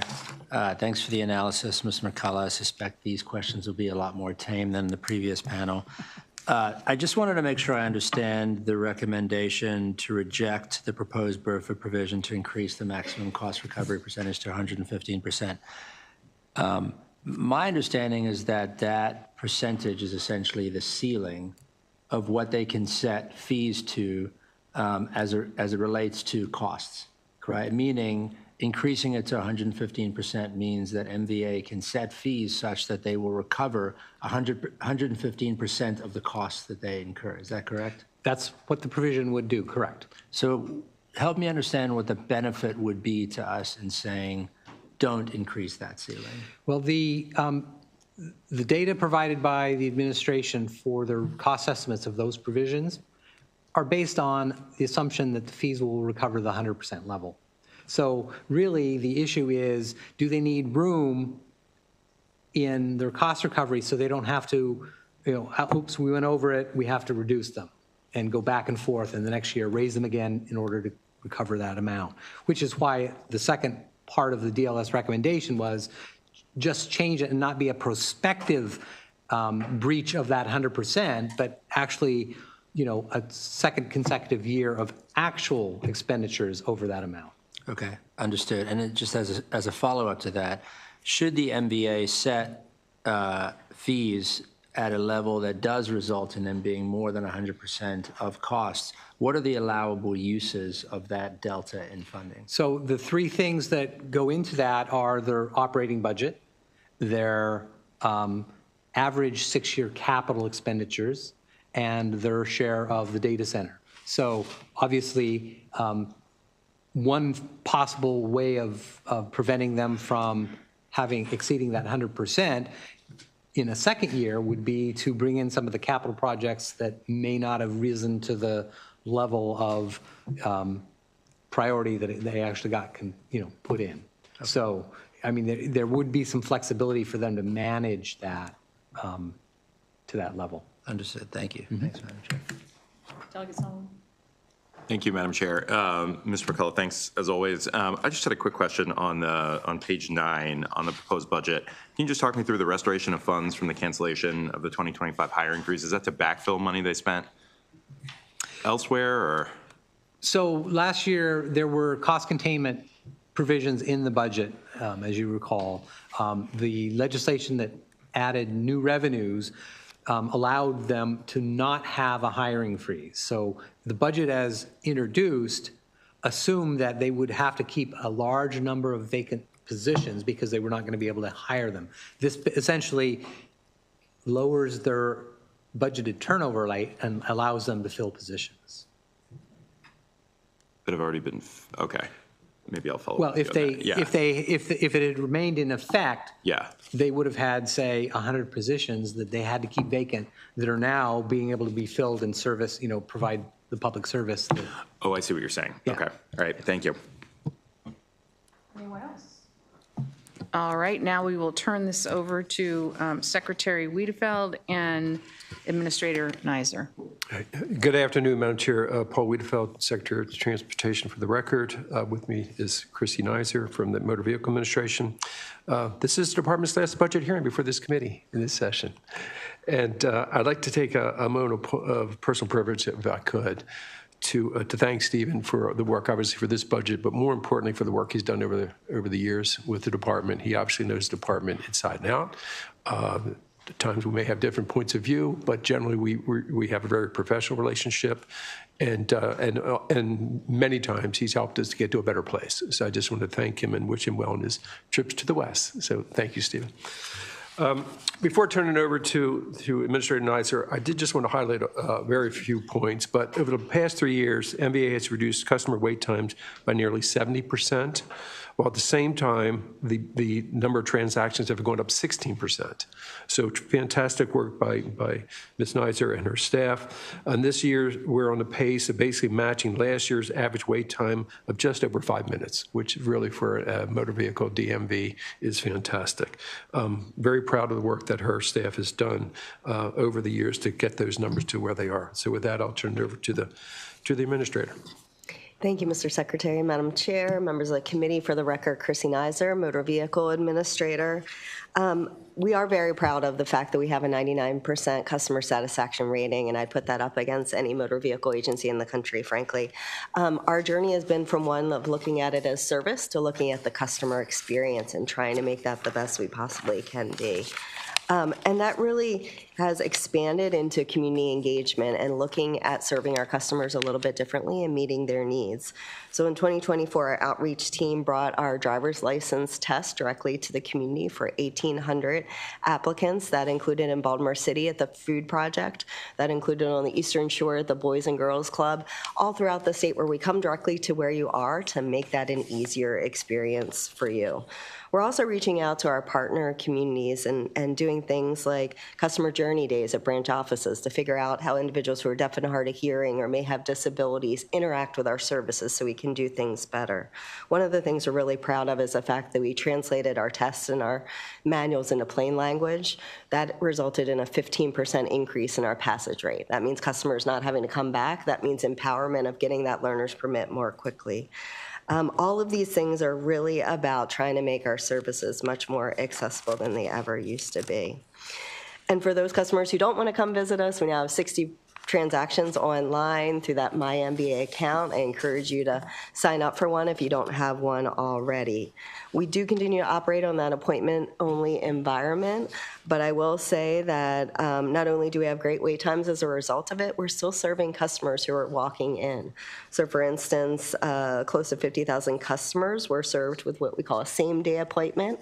About half of them were put into the system by our agents because they walked into the branch. The other half made their own appointments, which you can do within an hour of that appointment time.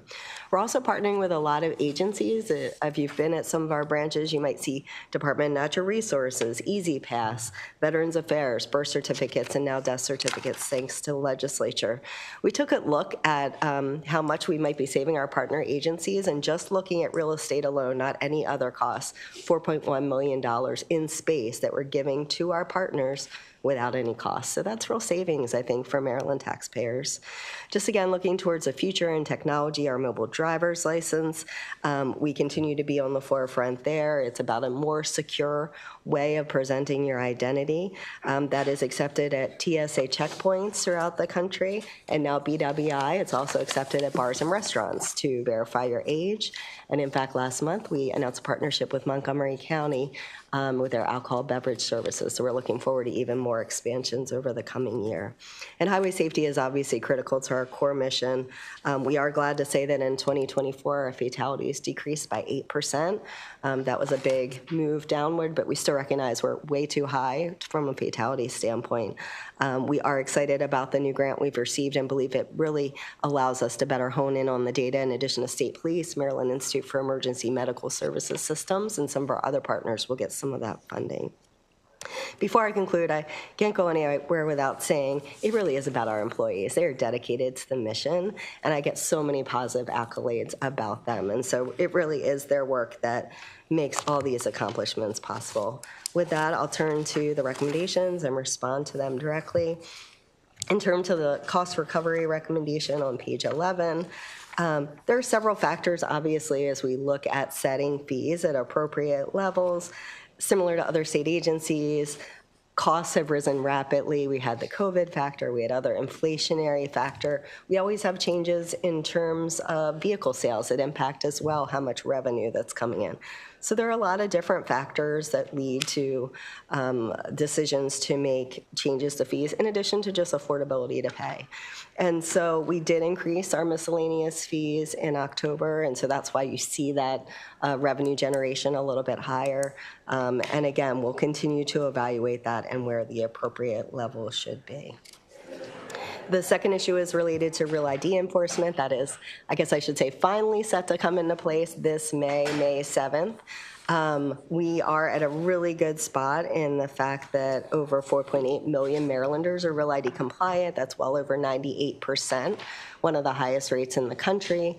And so we feel like we're in a good position. TSA has communicated that it will likely be a phased-in enforcement, which means they probably won't day one stop somebody from boarding that airplane. They'll likely give you an educational flyer if you don't have your Real ID. Next time you come with the expectation that you'll have gone and gotten that document. It is also, I think, an important point that Steve brought up. It is for federal courthouses, federal buildings, which we have many in Maryland as well, so it's an important consideration for our residents. Related to the operating budget recommendation, obviously we concur with DLS recommendations there, as well as the PAYGO recommendations.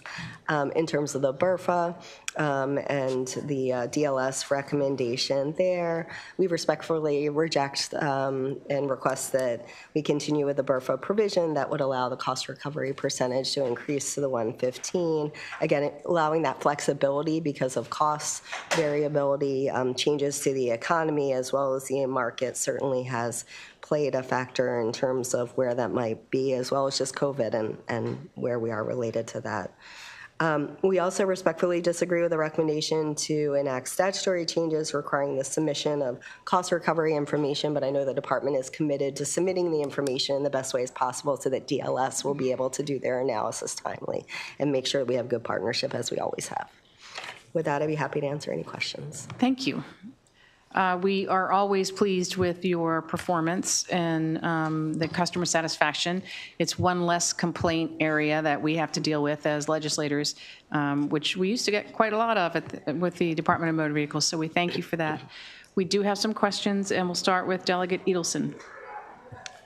Thank you, Madam Chair. Thank you, Madam Administrator and Mr. Secretary. Great to see you both. Although I'm sad that this is the last time we'll see each other in this setting for a session. I must have missed this when I was up with my son reading through this at like midnight last night. Did you say you have a 99% customer satisfaction rating? That's right, 99%. Wow. What, I mean, is the next department in the country like even in double digits? I'm curious as to where they are. Like, how does that actually rank compared to other similarly situated agencies in the country? A lot of motor vehicle agencies rank themselves differently in terms of what statistics that they pull, and obviously those who are not as high don't tend to publicize those numbers. Yeah. But one of our directors of field operations actually jokingly says we're not just the best motor vehicle agency in the country, we're the best one in the galaxy. So we like to go with that idea. Excellent. Well, that is quite a survey to take. So good for you. Keep it up. Thanks so much for your hard work. Thank you.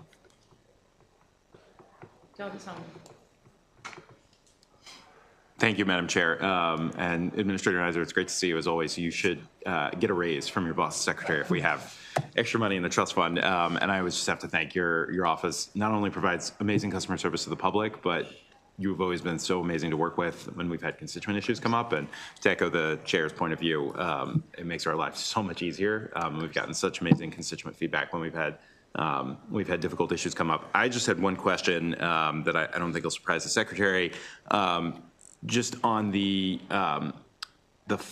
flag fee that gets put on registrations, I know we've had a couple of conversations around the outstanding toll debt, and I know we're gonna try to set up a meeting shortly to talk more globally about that. But would just ask for your commitment to work with, particularly MDTA, on making sure that we do whatever we can and whatever constraints we have in your agency to be able to recoup some of that money back from Maryland scofflaws.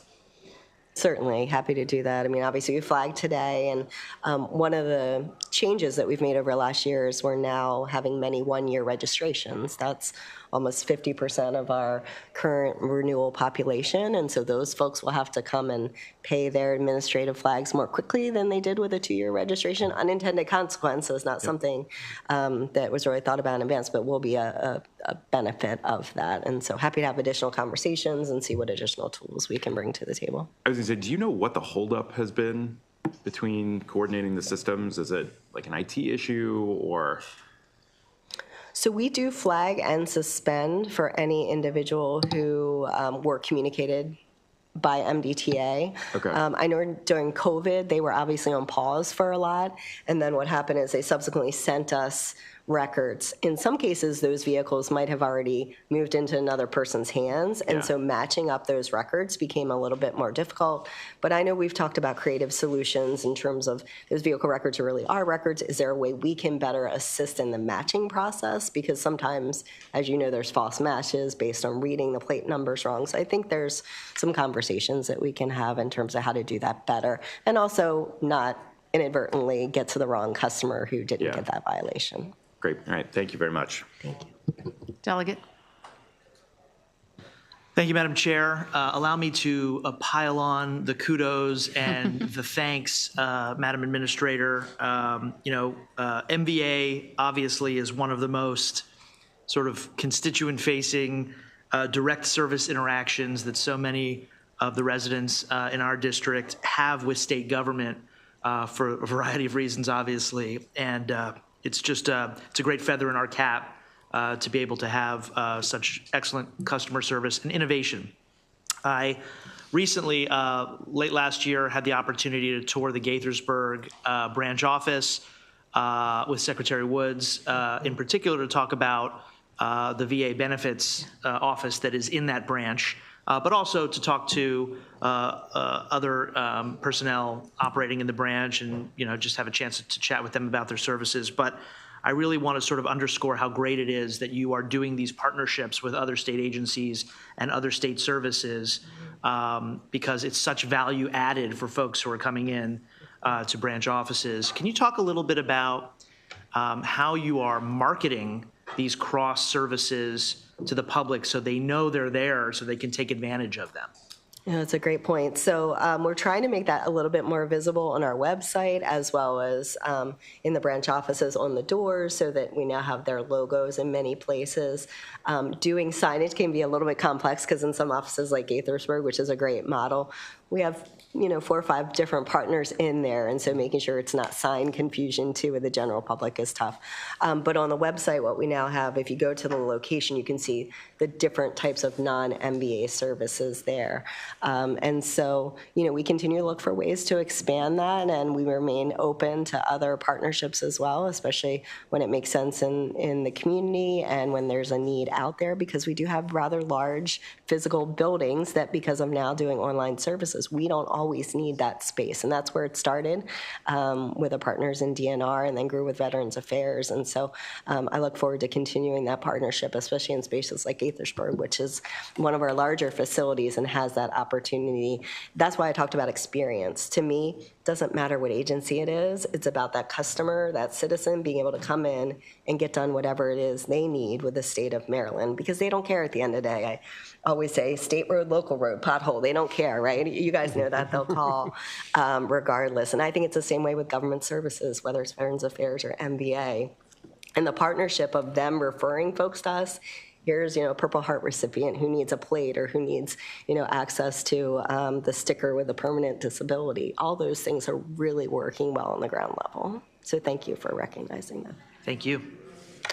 And what I would like to ask you to do is to explain to the committee briefly the issue we discussed recently. That there was a law passed by the General Assembly that affects having MVA check to be sure that your vehicle is insured.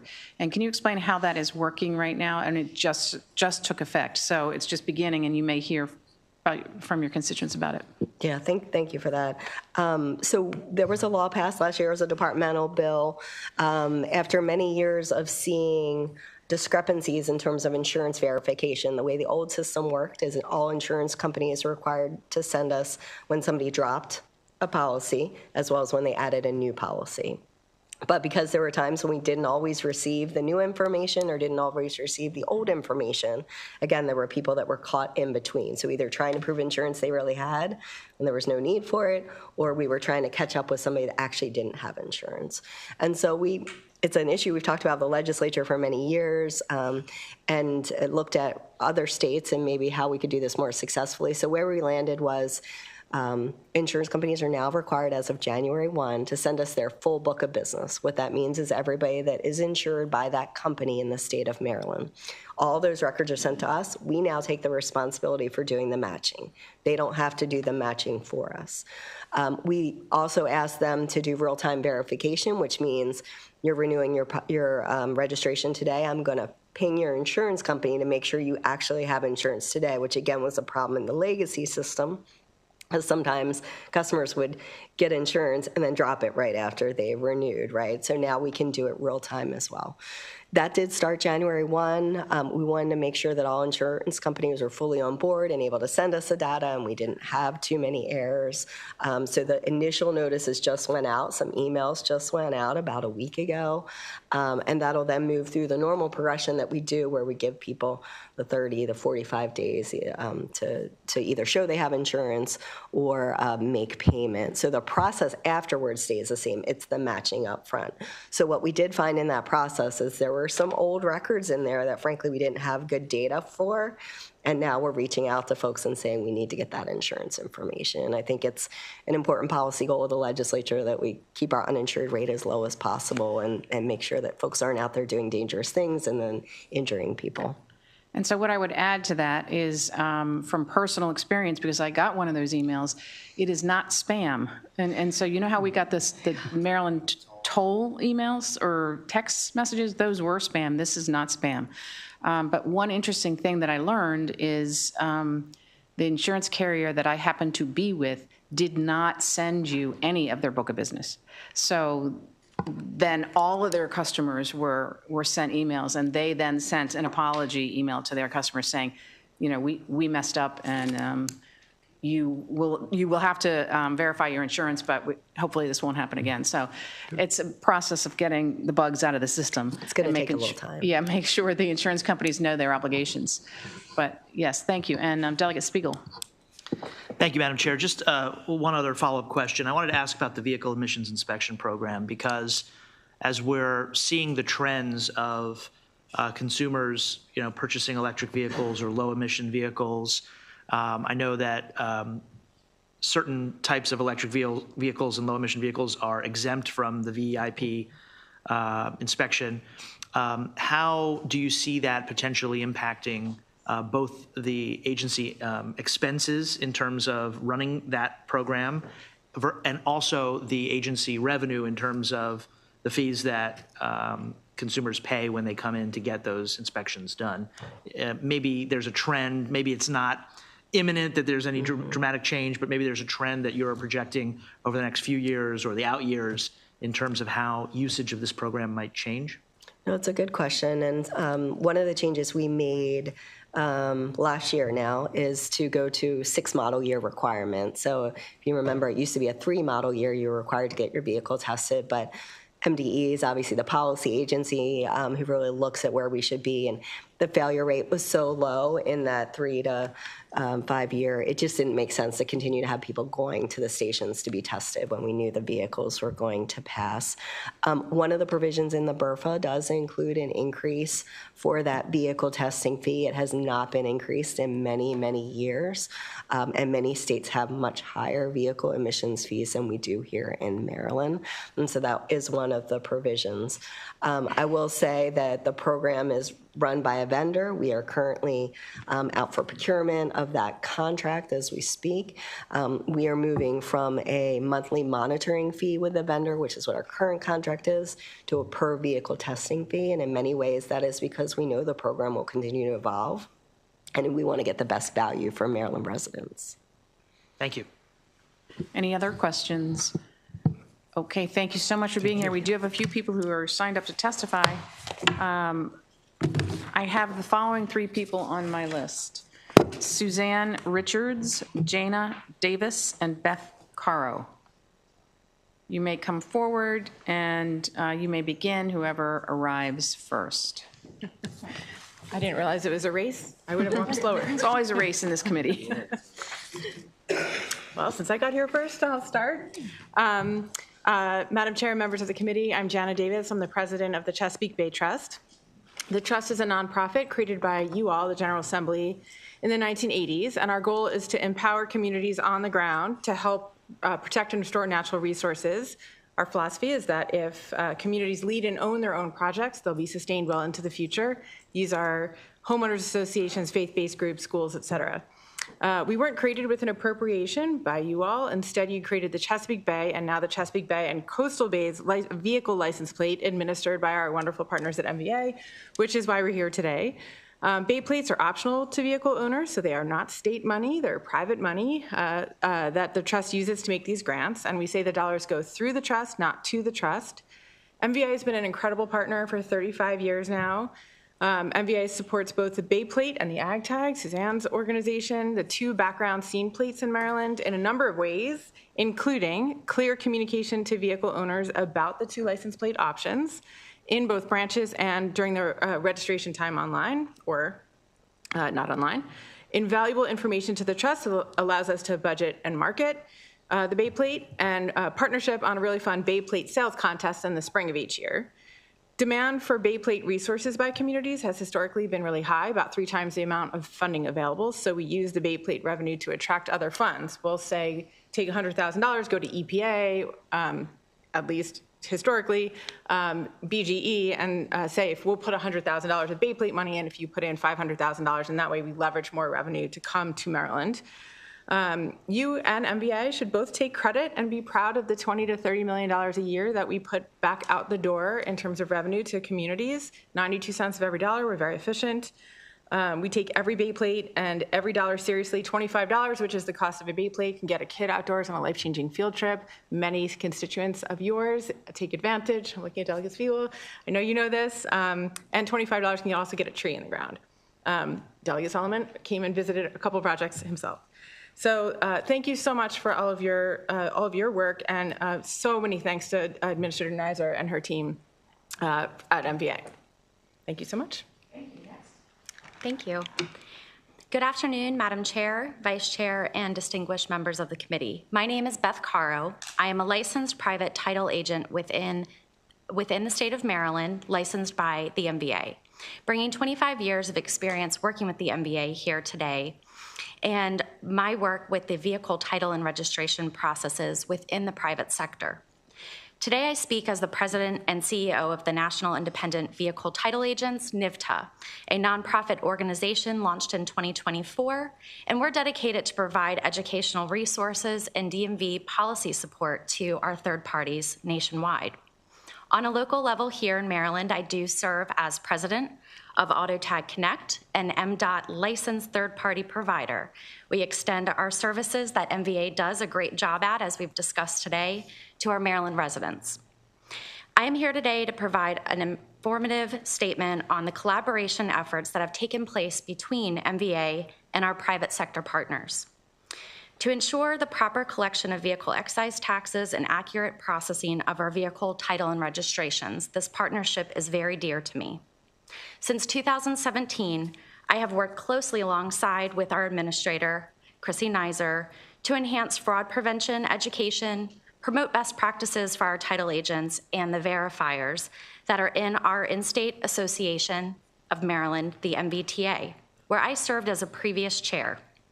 During this time, this was also a notable time of COVID, we did a lot of work together to help modernize initiatives behind the scenes at that time period, particularly the implementation of the online portals, the My MVA portals, and the appointment-based system. This has provided significant improvements to the customer service and aligning with the agency's premier customer service mission. As reflected in the report presented, these enhancements have resulted in decreased wait times, which we have seen in the private sector to help our customers, and also an increase in the completed transactions. This leadership and the efforts of this administration have positively impacted the residents of Maryland, ensuring more efficient and accessible sources. So here I am today with my support for the continue of this funding, recognizing the vital services and modernization efforts that benefit our state residents and the successful onboarding of new systems and the completion of the Customer Connect program. I personally have taken many hours to provide feedback and testing to MDOT on the system, and I can attest to many of its successes. I thank you for this opportunity to speak today, and I am available for any questions you may have. Thank you.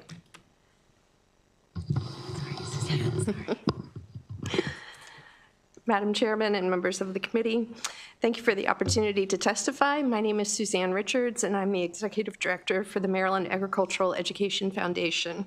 And as such, I'm very curious about Wilbur the rooster, so we may need to hear about that. We are the folks who benefit from the AgTag license plate, this beautiful plate that I have here. When people choose an ag tag, the upgrade fee is a gift to support MAIF. Those funds are routed to us by the Motor Vehicle Administration. And thanks to our partnership with MVA, we're able to deliver quality programs at all grade levels to ensure that the next generation of leaders in the fields of agriculture, the environment, and natural resources receive the education they need to sustain those industries in Maryland. One of our most popular programs is our mobile science labs. These are big, bright classrooms on wheels that are booked at elementary schools across the state. The students come out class by class and conduct a hands-on science lesson using agriculture as a context. On our labs, they get to make lip balm out of soybean oil, soft plastics out of cornstarch. They shake cream in little cups until it turns into butter. I'm sure they want it to turn into ice cream. And there's even a lesson that features candy, which is always a favorite, as you can imagine. For many of the students, this is their first introduction to scientific method. I've been on board our labs many times, and the students are amazing. They wiggle and giggle plenty, but they are always fascinated by the science and learning. The teachers love it too. We hold professional development workshops for teachers, helping them feel more comfortable using agriculture as a relevant and engaging context for learning. Not many of our teachers anymore have an agricultural background, but plenty of them are very curious. Our workshops have taken them to cheese creameries, greenhouses, dairy farms, wineries, apiaries, and farm parks, just to name a few. Whenever I'm available, I always like to join those tours because they're always the best. All of this is possible because of the support of the Ag Tag administered through MVA. So we urge your support of this agency and its mission in the budget so that these programs may continue. Thank you. All right, we thank all of you for being here and for supporting our agency, MVA, and I believe that is the last of the people that are here for MVA. I would take a moment now to, for all of us to recognize our really great analyst, Steve McCullough, who's retiring after 30 years, and we appreciate his service.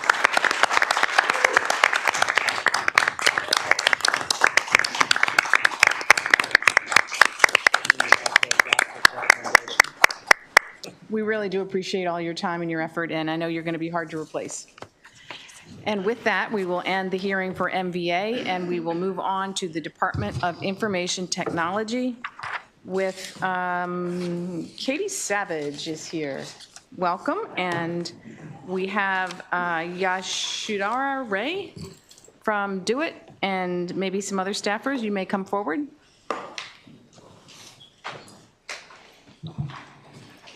And Ms. Savage, you may begin with the analysis presentation. Thank you, Madam Chair. Committee members, I am Yashudhara Rai, and I'll be presenting the fiscal budget analysis. Wait, I really messed up, didn't I? You are not Katie Savage. No, I'm Yashudhara. You're Katie Savage.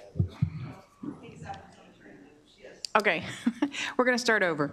So Yashadora Ray is our analyst, and she's going to present the budget. And when we get to all of you, you can introduce yourselves. Okay, thank you. Thank you, Madam Chair and committee members. Again, I'm Yashudhara Rai, and I'll be presenting the fiscal 26 budget analysis for the Department of Information Technology, or DOIT. Cover chart on page 1 shows that DOIT's fiscal 26 budget increases by $65.9 million, or 20.3%. Of this increase, $67.6 million is attributable to increases in the Information Technology Investment Fund. This was previously called the Major IT Development Project Fund. We will discuss more on this later in the analysis.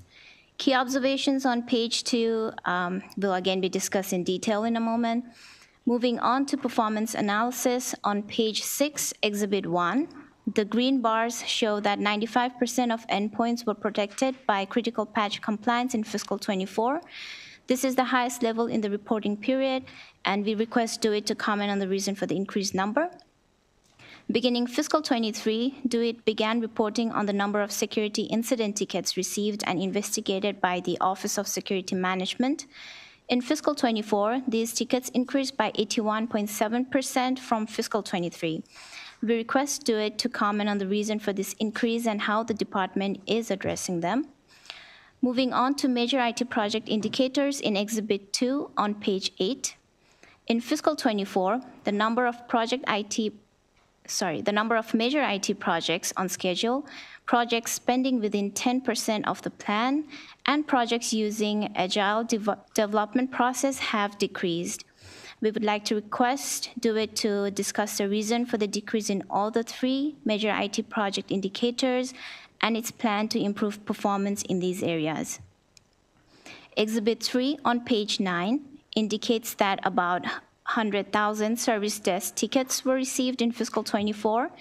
Of these, 73% were resolved by first contact and 78% were resolved in 24 hours. In accordance with 2024 JCR, DOIT also included 2 new indicators. The average IT cost per full-time equivalent was about $13,500, and a negative 8% of the state's IT service rate was within the average industry benchmark. We request DOIT to brief on the benchmark for both these performance indicators and how the department plans to reach them. One cost containment action approved by BPW on July 17th reduced the department's fiscal 25 general fund appropriation in ITIF by $15.6 million. This is shown in Exhibit 4 on pages 10 and 11. The entire fiscal 25 appropriation was reduced for 17 major projects except one. The bottom of page 11 notes that fiscal 26 budget includes one proposed deficiency of $1.7 million in general funds. This will support the State Board of Elections' new campaign reporting information system major IT project. The proposed deficiency amount is about $193,000 higher than SBE's estimated requirement. DLS recommends reducing the $193,000 in general funds. Exhibit 5 on page 12 shows an overview of the fiscal 26 allowance. ITIF accounts for 37% of the total allowance. Exhibit 6 on page 13 shows that the fiscal 26 allowance is split by agency and objects. 84.5% of the fiscal 26 allowance accounts for contracts related to ITIF, operations, and cybersecurity. Personnel accounts for 10.8% of the total fiscal 26 allowance. Exhibit 7 on page 14 presents fiscal 26 allowance by fund sources. 37% of funding is for ITIF, which is split into 33.4% in general funds and 3.6% in special funds. The remaining 63% supports the operations. Exhibit 8 on pages 15 and 16 highlights the proposed budget changes. About $53 million of the total budget change is accountable to the funding in ITIF for major IT projects. Another $15 million is attributable to the new expedited project category after accounting for the contingent reduction of $13.8 million. Chapter 497 created and defines expedited project as an IT project that is not a major IT project, but receives money from ITIF to support modernization projects. At least 20% of the amount in the governor's budget for ITIF is to be set aside for these expedited projects. Page 17 notes that the fiscal 26 allowance includes a total of $28.8 million for expedited projects. This is 18.2% of the total ITIF appropriation. A provision in the Budget Reconciliation and Financing Act repeals the required 20% set aside, and a language in the fiscal 26 budget bill reduces the fiscal 26 allowance for expedited projects by $13.8 million, which is contingent on the enactment of the BRFA provision. DLS recommends deleting the fiscal 26 budget amount of $28.8 million in general funds for expedited projects, and also striking the language that makes a reduction contingent on the provision as a technical amendment. DLS also recommends adopting committee narrative for a report on how an expedited project will be determined. This action will further delay funding for expedited projects until clearly defined criteria have been established. Exhibit 9 on page 19 shows fund transactions for IT from fiscal 23 through fiscal 26. DLS shows a balance of the outstanding obligations in each year. However, the governor's fiscal 26 budget book assumes that IT fund balance at the end of fiscal 25 will be about $17,000, and the fund balance at the end of fiscal 26 will be a net of zero.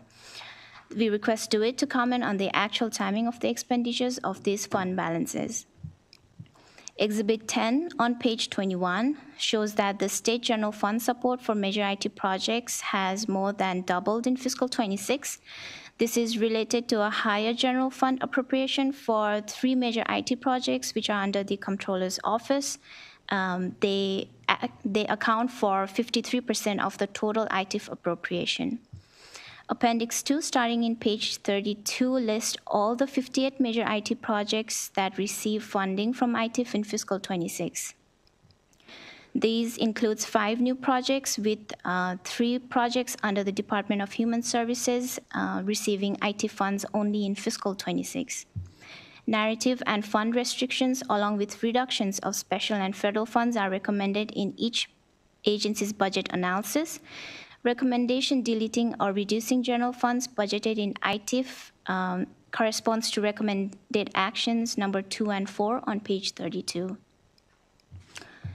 With regards to the fiscal compliance audit report that was released on March 29, 2024 by the Office of Legislative Audits for May 7, 2018 to December 31, 2022, the audit disclosed 16 findings. Of these, 4 were repeat findings from the previous audit report and 4 findings related to cybersecurity that were redacted.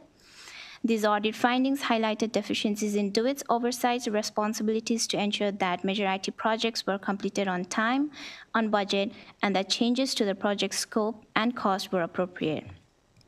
The report notes that these deficiencies contributed to the increase in the project's total estimated cost and resulted in project delays for 2 of the major IT projects that were audited. While the audit report notes that the Department of General Services eMaryland Marketplace Advantage project is to be completed in fiscal 26, the governor's budget book for fiscal 26 anticipates this project requiring $4.9 million in fiscal 27. A joint meeting was held by the Joint Audit and Evaluation Committee and the Joint Committee on Cybersecurity, Information Technology, and Biotechnology. On September 4th, 2024, the JAC has requested an extension of the deadline for submission of the final report as required by Chapter 497 until December 1st of this year. The bottom of page 23 highlights 2 BORFA provisions. The first provision related to repealing required amount to be set aside for expedited projects has already been discussed. The second provision transfers the $63.5 million in the dedicated purpose account for cybersecurity-related activities to general fund. After this transfer, no funds will remain in DPA for cybersecurity. Pages 24 through 26 discuss personnel data. The fiscal 26 allowance provides with 19 new regular positions and 4 new contractual FTEs. Exhibit 11 on page 25 lists all the new positions added in fiscal 26. The State Chief Privacy Officer position under the security program is a transfer position, while the remaining 18 positions were initially resourced through vendors and are being brought in-house. The bullet at the bottom of page 25 notes that as of December 31st, 2024, there were 39 vacant positions. This is shown in Exhibit 12 on page 26. Of these, 19 are new positions. 2 positions have been vacant for more than a year, and the remaining have been vacant for less than a year. DLS recommends deleting 2 regular positions that have been vacant for more than a year for a total reduction of about $211,000 in special funds. We also request DeWitt to brief on high vacancy rates and discuss staffing strategies to fill these vacant positions, including their strategy of converting positions previously contracted to regular positions. Moving on to issues, pages 27 to 30 discusses cybersecurity. Chapter 243 of 2022 established an independent modernized Maryland Oversight Commission that requires the commission to provide recommendations for IT strategy and cybersecurity improvement. As of writing this analysis, the report was not made available and requests DOE to provide an update. In accordance with Chapter 244 of 2022, the OSM submitted an annual report highlighting different programs that the office administers. In the report, OSM highlights that the office has begun evaluating the integration of AI-enabled cybersecurity solutions and AI risk mitigation. The fiscal 26 allowance includes $60.3 million in general funds for the security program. Exhibit 13 on page 29 shows the cybersecurity-related funding in the state agency budget. This excludes amounts that are budgeted in DPA, Maryland Department of Labor, and higher education institutions. Committee narrative in the 2024 JCR requested that DOE submit a report on a timeline plan for completing certain cybersecurity and data security actions. DOE expects to complete all these activities by July 2025. As was required by Chapter 242, DOE also reported that a thorough cyber maturity assessment of all executive branch agencies was conducted in calendar 2022 through 2023. The report noted 10 high-impact remediation actions. DOE reports that the estimated cost for implementing these remediations is $22.7 million and includes using software procured to support statewide cybersecurity and IT processes to implement these remediations. The fiscal compliance audit noted that certain Network Maryland contracts were used for cybersecurity remediation services, which were not within the Network Maryland contract scope. So we would like to request DOE to brief on how the department's proposed use of software procured to support statewide cybersecurity aligns with the implementation of needed remediation scope. The second issue on pages 30 and 31 focuses on AI. Chapter 496 of 2024 established the AI Governance Act, which requires establishing policies and procedures for AI development, procurement, and use, conducting inventories of systems using AI and their impact assessments, developing an AI roadmap, among other requirements. An interim guideline on responsible use of generative AI tools was published effective March 9th, 2024. Similarly, the state's AI enablement strategy and AI study roadmap has also been published, and we request DOE to brief on the department's preliminary efforts to measure the value and success factors of these AI-related activities and the possibility of including them as performance indicators. I also wanted to highlight that a committee narrative in the 2024 JCR requested a report on the potential use of AI in creating a statewide virtual 311 portal. Due to delays in procurement process, an extension was requested and has been granted until March 1st of 2025. Pages 32 through 35 list the DLS's recommended actions. There were 3 actions that have not been mentioned throughout the presentations. Recommendation number 6 on page 33. This is a standard language that restricts administrative fund for an agency with 4 or more repeat audit findings unless corrective actions to address all repeat audit findings are taken, and that a report is submitted by OLA to the budget committees determining that each repeat finding was corrected. Recommendation number 8 deletes general fund in the radio program as a technical correction, as this program is generally funded through reimbursable funds.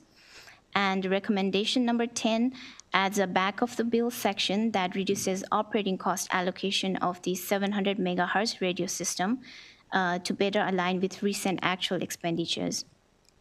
This action reduces the total allocation by about $1.7 million in executive branch agencies that receive fund under the Comptroller Object 0305. Pages 36 through 56 are appendices, and this concludes my presentation. Thank you. Thank you. And members, do we have questions of the analyst? Delegate Spiegel. Thank you, Madam Chair, and thank you for the thorough analysis. I wanted to just go back to Exhibit 9 on page 19, which is the chart of the ITIF balance, to make sure I understand the numbers here. I thought I heard you say something about there being like a $70,000 amount remaining at the end of 25, and then it being 0 in 26. I'm not seeing that. Maybe I misheard you. Yes, so these calculations are based on, were calculated by DLS. The amount that I just quoted was reported in the governor's budget allowance. So the governor's budget expects to have about 17,000 balance at the end of fiscal 25, whereas for fiscal 26, the governor's allowance expects to have a 0 balance. But according to DLS's calculation, we have about 255 million, sorry, yeah.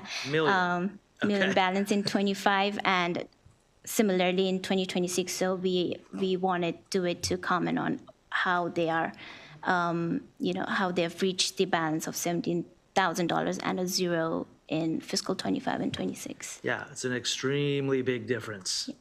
If the DLS numbers are right, even without a general fund contribution under Exhibit 9 of $130 million in FY26, the fund balance would still, with 0 money coming from the general fund, have $267 million there, right? That's the opening fund balance, yeah. Okay, so thank you. Anyone else for the analyst? Delegate Solomon? Thank you, Madam Chair. I actually had similar questions, so appreciate the clarification there. I just wanted to ask you, so I know the governor has created the Office of Digital Service, I just had the name of it up, and of course it just went out of my head. Essentially digital service within DO-IT, except I don't see any positions in here specifically for that. Is there anything in there that you've seen, or is that just, are they taking sort of additional current resources and repurposing them?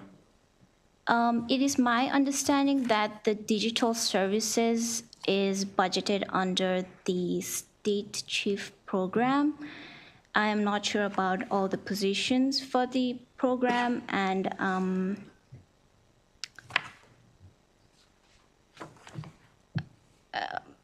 It's fine. I can ask the agency. I just wanted to make sure I wasn't missing anything. Thank you. Thank you. Anyone else? Okay, so we're going to move on. Now, I understand Ms. Savage is on maternity leave. Could you please introduce yourselves and your positions? And thank you for that.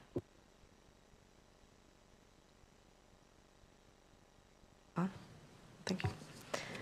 Good afternoon, Madam Chair, members of the committee. For the record, my name is Melissa Lehman, and I am the Acting Secretary for the Maryland Department of Information Technology. I am joined today with Lance Cleghorn, our Senior Director of State Cybersecurity, as well as Marcy Jacobs, our Deputy Secretary and Chief Experience Officer, Digital Experience Officer. My apologies, Marcy. Thank you for giving us the opportunity to testify to the committee, and thank you, Yasha Rai, for your diligent work and the analysis. We did provide written responses to all of the requests for comment, and I believe you all have those. So I would like to take this opportunity to highlight some of the progress that DO-IT has made this year. We are taking DO-IT from a commodity IT provider to a visionary leader. In addition to the growth of our digital services team, creation of the state's first artificial intelligence roadmap, and continuing to mature cybersecurity, we have made incredible strides in IT infrastructure, data governance, and centralized platform services. During the last year, DO-IT has been able to showcase its ability to support our sister agencies with efficient and effective internal IT operations, keep the state IT infrastructure secure, and build out an organization that is focused on user experience and digital accessibility for all Marylanders. DO-IT has been successfully building out a great team who will help achieve and expand on the goals of the Moore-Miller administration.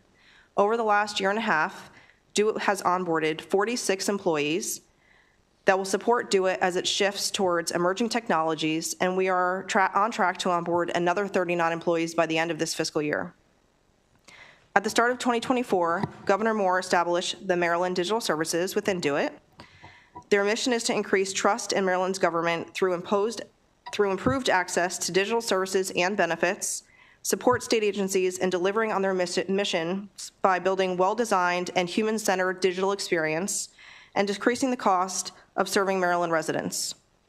We are extremely proud of the growth that has occurred in the Maryland Digital Service with the addition of subject matter experts specializing in accessibility, engineering, design, product management, web experience, and strategic investments. All of these positions were included in the FY25 budget and were approved by the legislature. These leaders mark the first time in the state's history that full-time state employees represent this full range of digital skills. Just a few of the incredible things that Maryland Digital Service has accomplished includes the state's first digital accessibility policy, plain language standards and implementation, as well as building out Maryland web design systems to support consistency and accessibility across maryland.gov websites. As you all know, artificial intelligence is a growing opportunity concern for many people in the state and throughout this country. In early 2024, Governor Moore established the AI Subcabinet through an executive order, and it was codified into law by the legislature last year. The Subcabinet, led by Nishant Shah and his newly formed AI enablement team, have made tremendous strides in promoting the responsible use of AI throughout the state. This included creating interim guidance for executive state agencies, facilitating free AI courses and workshops available for Maryland state employees, working with multiple state agencies to help them establish AI proofs of concepts, which help different agencies experiment with AI in low-risk ways, and finally developing an AI roadmap, including specific plans to review the risks and opportunities associated with using AI within several state services. Throughout the course of 2024, DoIT heavily focused on consolidating and modernizing communication, collaboration, and telephone systems deployed statewide. DoIT's platform and client services team helps DoIT manage the state's IT hardware and online platforms that help Maryland's modern state workforce operate productively and securely. Consolidating duplicative software and applications is a way to reduce costs and increase productivity for state agencies by reducing the unneeded expenditure of software licensing and the requirement of specialized resources to support multiple contracts and products. All of these activities will result in an efficient, cost-effective, converged communication and collaboration platform that is more secure and easier to manage. At the beginning of fiscal year 2025, Governor Moore moved the Office of the State Chief Data Officer under DoIT to create the Office of Enterprise Data. This office, which combines the Office of the State Chief Data Officer with the DoIT data and GIS teams, was built to empower the state of Maryland with trusted data that is easy to use and understand and increases efficiency and organization to deliver an enterprise data platform that increases access to high-priority state data and offer enterprise services which support state agencies in adopting the governance, standards, and methods that advance a data-centric government. One of Governor Moore's highest priorities in keeping Maryland safe and secure is DoIT's Office of Security Management. The DoIT Office of Security Management leads cybersecurity efforts around the state, helping keep it safe against various threat actors. OSM provides state agencies with a common statewide strategy for secure, effective, and technically sound use of state's information technology resources. Several accomplishments this fiscal year include launching the Hack the State program, which is the state's first bug bounty program that invited trusted security researchers to test multi-facing Maryland state web assets. OSM has also expanded the ability to assist local units of government in improving their cybersecurity posture and resiliency through its local cybersecurity program, and to date has onboarded 35 jurisdictions that are participating in this program. And finally, they have rolled out the information security program by hiring 15 ISOs that will work with the agencies directly to give them the hands-on cybersecurity support that they may require. The DoIT infrastructure team is uniquely positioned as one of the only state agencies in the nation to own and operate both a statewide fiber network and a public safety radio system, delivering critical infrastructure solutions that enhance state services, improve public safety, and drive cost savings. The team manages Network Maryland, a 33,000-mile high-speed fiber network supporting state agencies, and Maryland First, a mission-critical radio system serving over 31,000 first responders. To enhance collaboration between all IT infrastructure in the state, Governor Moore signed an executive order this past December creating the Digital Infrastructure Group, also referred to as DIG, which established an interagency partnership led by Do It. DIG will enhance collaboration among Maryland state and county entities to streamline the coordinated development of broadband infrastructure and eliminate silos and redundancies. It will also increase internet coverage, boost state revenue, eliminate financial interdependencies, and bridge the digital divide across the state. I appreciate the opportunity to allow us to highlight the great work that our team has done, and I ask that you support our budget request to allow us to move forward with our momentum. And we stand by to answer any questions. Thank you. Would you mind introducing your colleagues? Yes. This is Lance Cleghorn, our State Director of Cybersecurity, and Marcy Jacobs, Yes. Deputy Secretary and Digital Experience Officer. We always require 2 introductions Sure. every meeting. Yeah. No, I'd forgotten that you'd already introduced them. No worries. Okay, Delegate Edelson. Thank you, Madam Chair. Thank you for the presentation and the work that you do. I wanted to ask you a question specifically about cybersecurity, which I think is on many of our minds right now. Since 2021, we have funded our cybersecurity work through the dedicated purpose account. With the proposed BRFA action this year, there will be 0 funds in the dedicated purpose account for cybersecurity.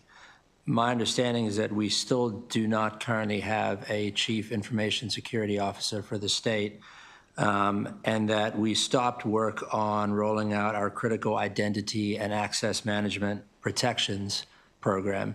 Correct me if I'm wrong on any of those, but I guess my question in the totality there is, what am I missing? With the totality of those actions, how are we ensuring that we're protecting against cybersecurity threats? Sure.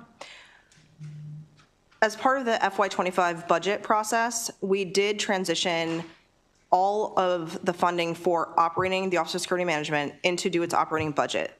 So the funding that was left in the DPA was to finish remediation that was done, and also as a set aside for incident response. We have that funding available in our operating budget today. It was included in the governor's allowance. It was not cut as part of DLS's analysis, and we feel that we do have sufficient funding to continue covering that.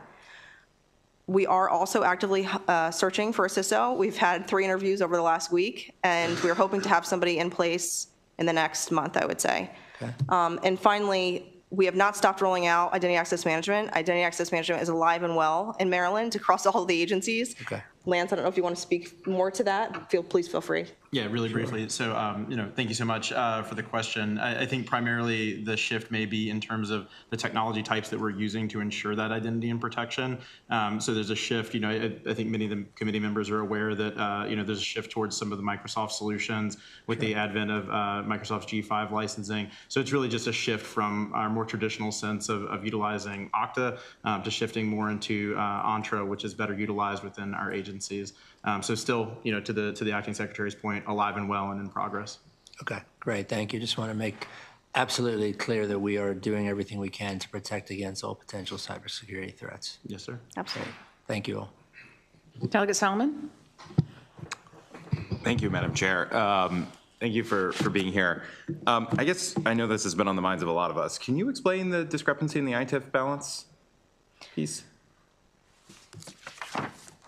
We may have to go back with DLS to go through in more detail. From what we understood, so the chart that is in the governor's allowance, or at least in the budget book, includes revenue transfers that either had gone out to the agencies or are pending going to the agencies through the end of FY24 as agencies continue to close out their books. It also includes expenditures for year-to-date spend plans for FY25, but also for FY26. So when we make our recommendation, we take into account existing funding that we have at the end of anticipated funding at the end of each fiscal year, and then the recommendation that goes into the governor's allowance is enough to cover the expected spend plans. So we go into it with the understanding that we will not have a balance at the end of the fiscal year, at the end of the future fiscal year, which would have been the end of FY26. So then, as my colleague is referring to, because I had the same question, so the balance is listed here of 263 million and then 267 million under the previous couple of years, and then they have it indicated that we're going to have a balance of 255 million Is that because we haven't closed them out yet, or that's so you don't agree that those numbers are correct? I don't know that they're correct. And we included in our response that the estimated spend plan that we have takes into account the spend plans from the agencies and any revenue transfers that either have occurred or have not yet occurred but are in flight. But we're happy to get into more detail with DLS if we need to. Yeah, I mean, I think that's a major discrepancy that we need to understand. I wanted to ask specifically on the short term, on the expedited projects and the BRFA recommendation. So can you go through what is potentially on that list once the criteria comes out? Right now, sorry, I don't know if you can hear me. Right now, we have one project that has been identified as a potential for the expedited funding. Our websites across the state, we have about 300 plus websites across the state that are all using an outdated technology. We are trying to migrate those to a secure technology so that we can both modernize our digital experience, but also shore up some cybersecurity vulnerabilities. So do you expect more, that's great, and I think important, but there's essentially a $15 million delta there in projects that we don't have a sense of what they're going for yet. So I guess for that, the rest of that money, what do you think is going to come up? I mean, again, we're looking under couch cushions here for support for people with disabilities. So a $15 million pot that we're not sure is going to get used in this year. What else could potentially be on the list there?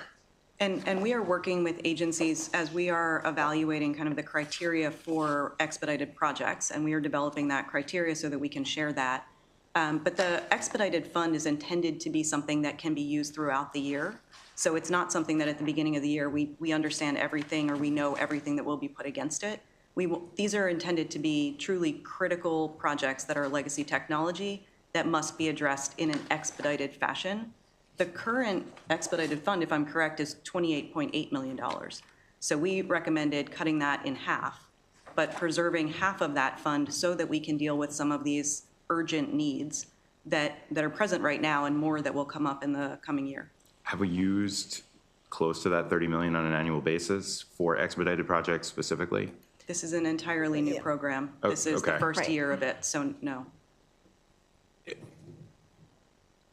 Yeah, well, I have more questions on that. Maybe we can just follow up on that later. I did have one specific question as it related to, well, I guess it's sort of a two-part one.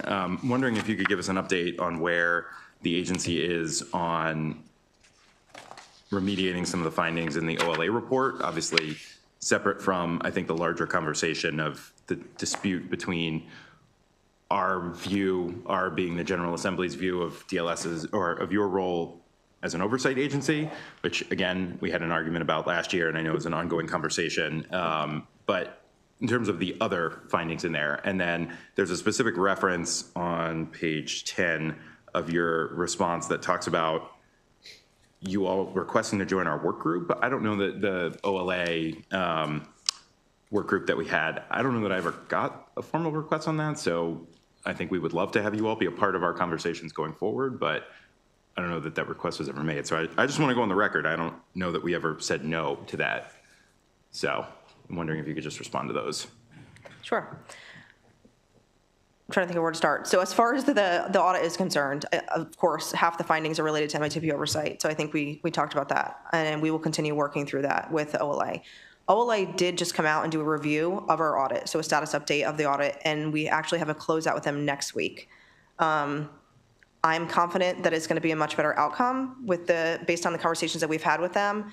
We have done a lot of work in remediating all of the findings related to the OLA audit. I know there was concern about the cyber remediation that was done and the contracts that were used. We did take that contract to the Board of Public Works for an increase, and we acknowledged the fact that, how it was used, what it was used for, and it was approved. We also issued a cyber RFP to cover cyber assessments, cyber remediation, cyber pen test, authorization to operate. We were expecting that to go to BPW in April for approval. And then we will get started on the next round of the assessments. I'm trying to think of the other ones. The other ones that were cybersecurity related, I believe those are all marked as in progress and estimated to be completed by the end of this fiscal year. I think I covered all of them. I was going to say, yeah, I think, I'm just looking here, other than the oversight piece, which obviously is the big one, and I think the audit committee may have a follow-up on that. But again, if you all want to be part of our work group, I think we would love to. I think when it comes to MITDP oversight, we would love to continue to work with you all on what that looks like. Obviously, our biggest concern is what's achievable and what we have the capacity to do. I don't think we disagree with anything the legislature with OLA has said as far as the concerns with the projects today and the staff that we have, the resources that we have across the agencies, and whether or not they're the right ones. And I think we are doing everything we can to improve that and would certainly love to continue having that conversation. So if you do have a work group, I don't know whether it was official channel or not, but if you do, we would love to participate. Yeah, I mean, there was the work group that was created in last year's legislation, and we pushed our deadline back a little bit because it was a much bigger fish to fry than I think many of us expected, especially after getting the audit findings. And one last question, Madam Chair, appreciate the discretion, just on the digital service piece, because I know that in the plans, at least going forward, that's a big component in doing the oversight and working with agencies. Do you have, again, I didn't see any additional pins. I know we helped in 2025. Do you have the staffing to continue to go forward with the planned additional oversight from the digital service with what's in this budget? We have enough staff to meet our existing requirements as we see them today. So I want to be very cautious about how we say that. I think depending on the outcome of what oversight is or is not, then no, we may not have enough staff. If we want to provide the appropriate level of resources across all state agencies and take over IT projects for the state, we definitely do not have enough resources to do that. But for our role in the way we see it today, we have pins in our budget to meet those requirements. Including the oversight on the potential new contract that's going forward with BPW? Yes. Okay. Thank you, Madam Chair. Delegate Mangione?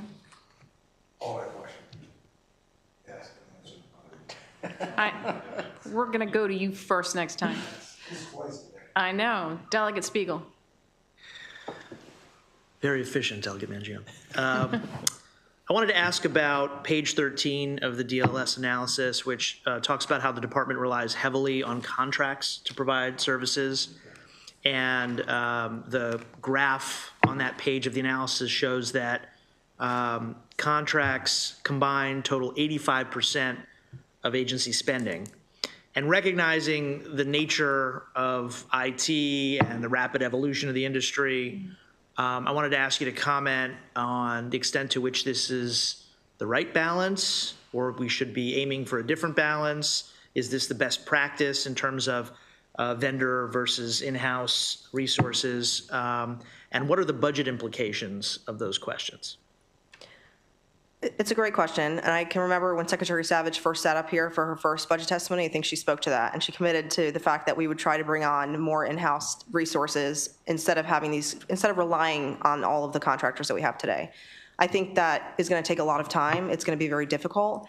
We do rely on subject matter expertise, our vendor partners, to provide us with that level of service and to provide our customers, which are the other sister agencies, with these services. There are some things that we will always have to rely on them for, obviously. There are also some positions where we think are better suited in-house, and we have moved in that direction. We have cut certain contractors and brought in state PINs. I mentioned that we had hired 46 employees. A lot of those employees have been contractual conversions that we've terminated contracts and brought on state PINs. The challenge we will always have is the salary scale. Yes, contractors are more expensive, but our salary scale as it is today, we can't afford these expertise. We are very fortunate to get the staff that we have, especially that we've hired so far today, because they believe in our mission. They want to make a difference. That's why we're all here. But it's going to be hard to continue to build out software engineering teams when they can make $300,000 in the private sector. That's just the challenge we're going to have, and that we've noticed other state agencies, the federal agencies, our local partner, or like local agencies, they have the same challenge, especially when we're competing with DC government, with the federal government, with the other local entities mean, I think it was Montgomery County's CIO I saw that they're hiring for. It might have been a public school system. Their CIO makes more than our secretary. So we're competing with everybody. Thank you. Very good point. It's something we do recognize. It's a problem everywhere. And any other questions from our delegates? Okay. We may have some follow-up questions in writing. There seem to be some discrepancies, and we'll work as a team to resolve that. We appreciate your time today. We do have, I think we have somebody signed up to testify, and that would be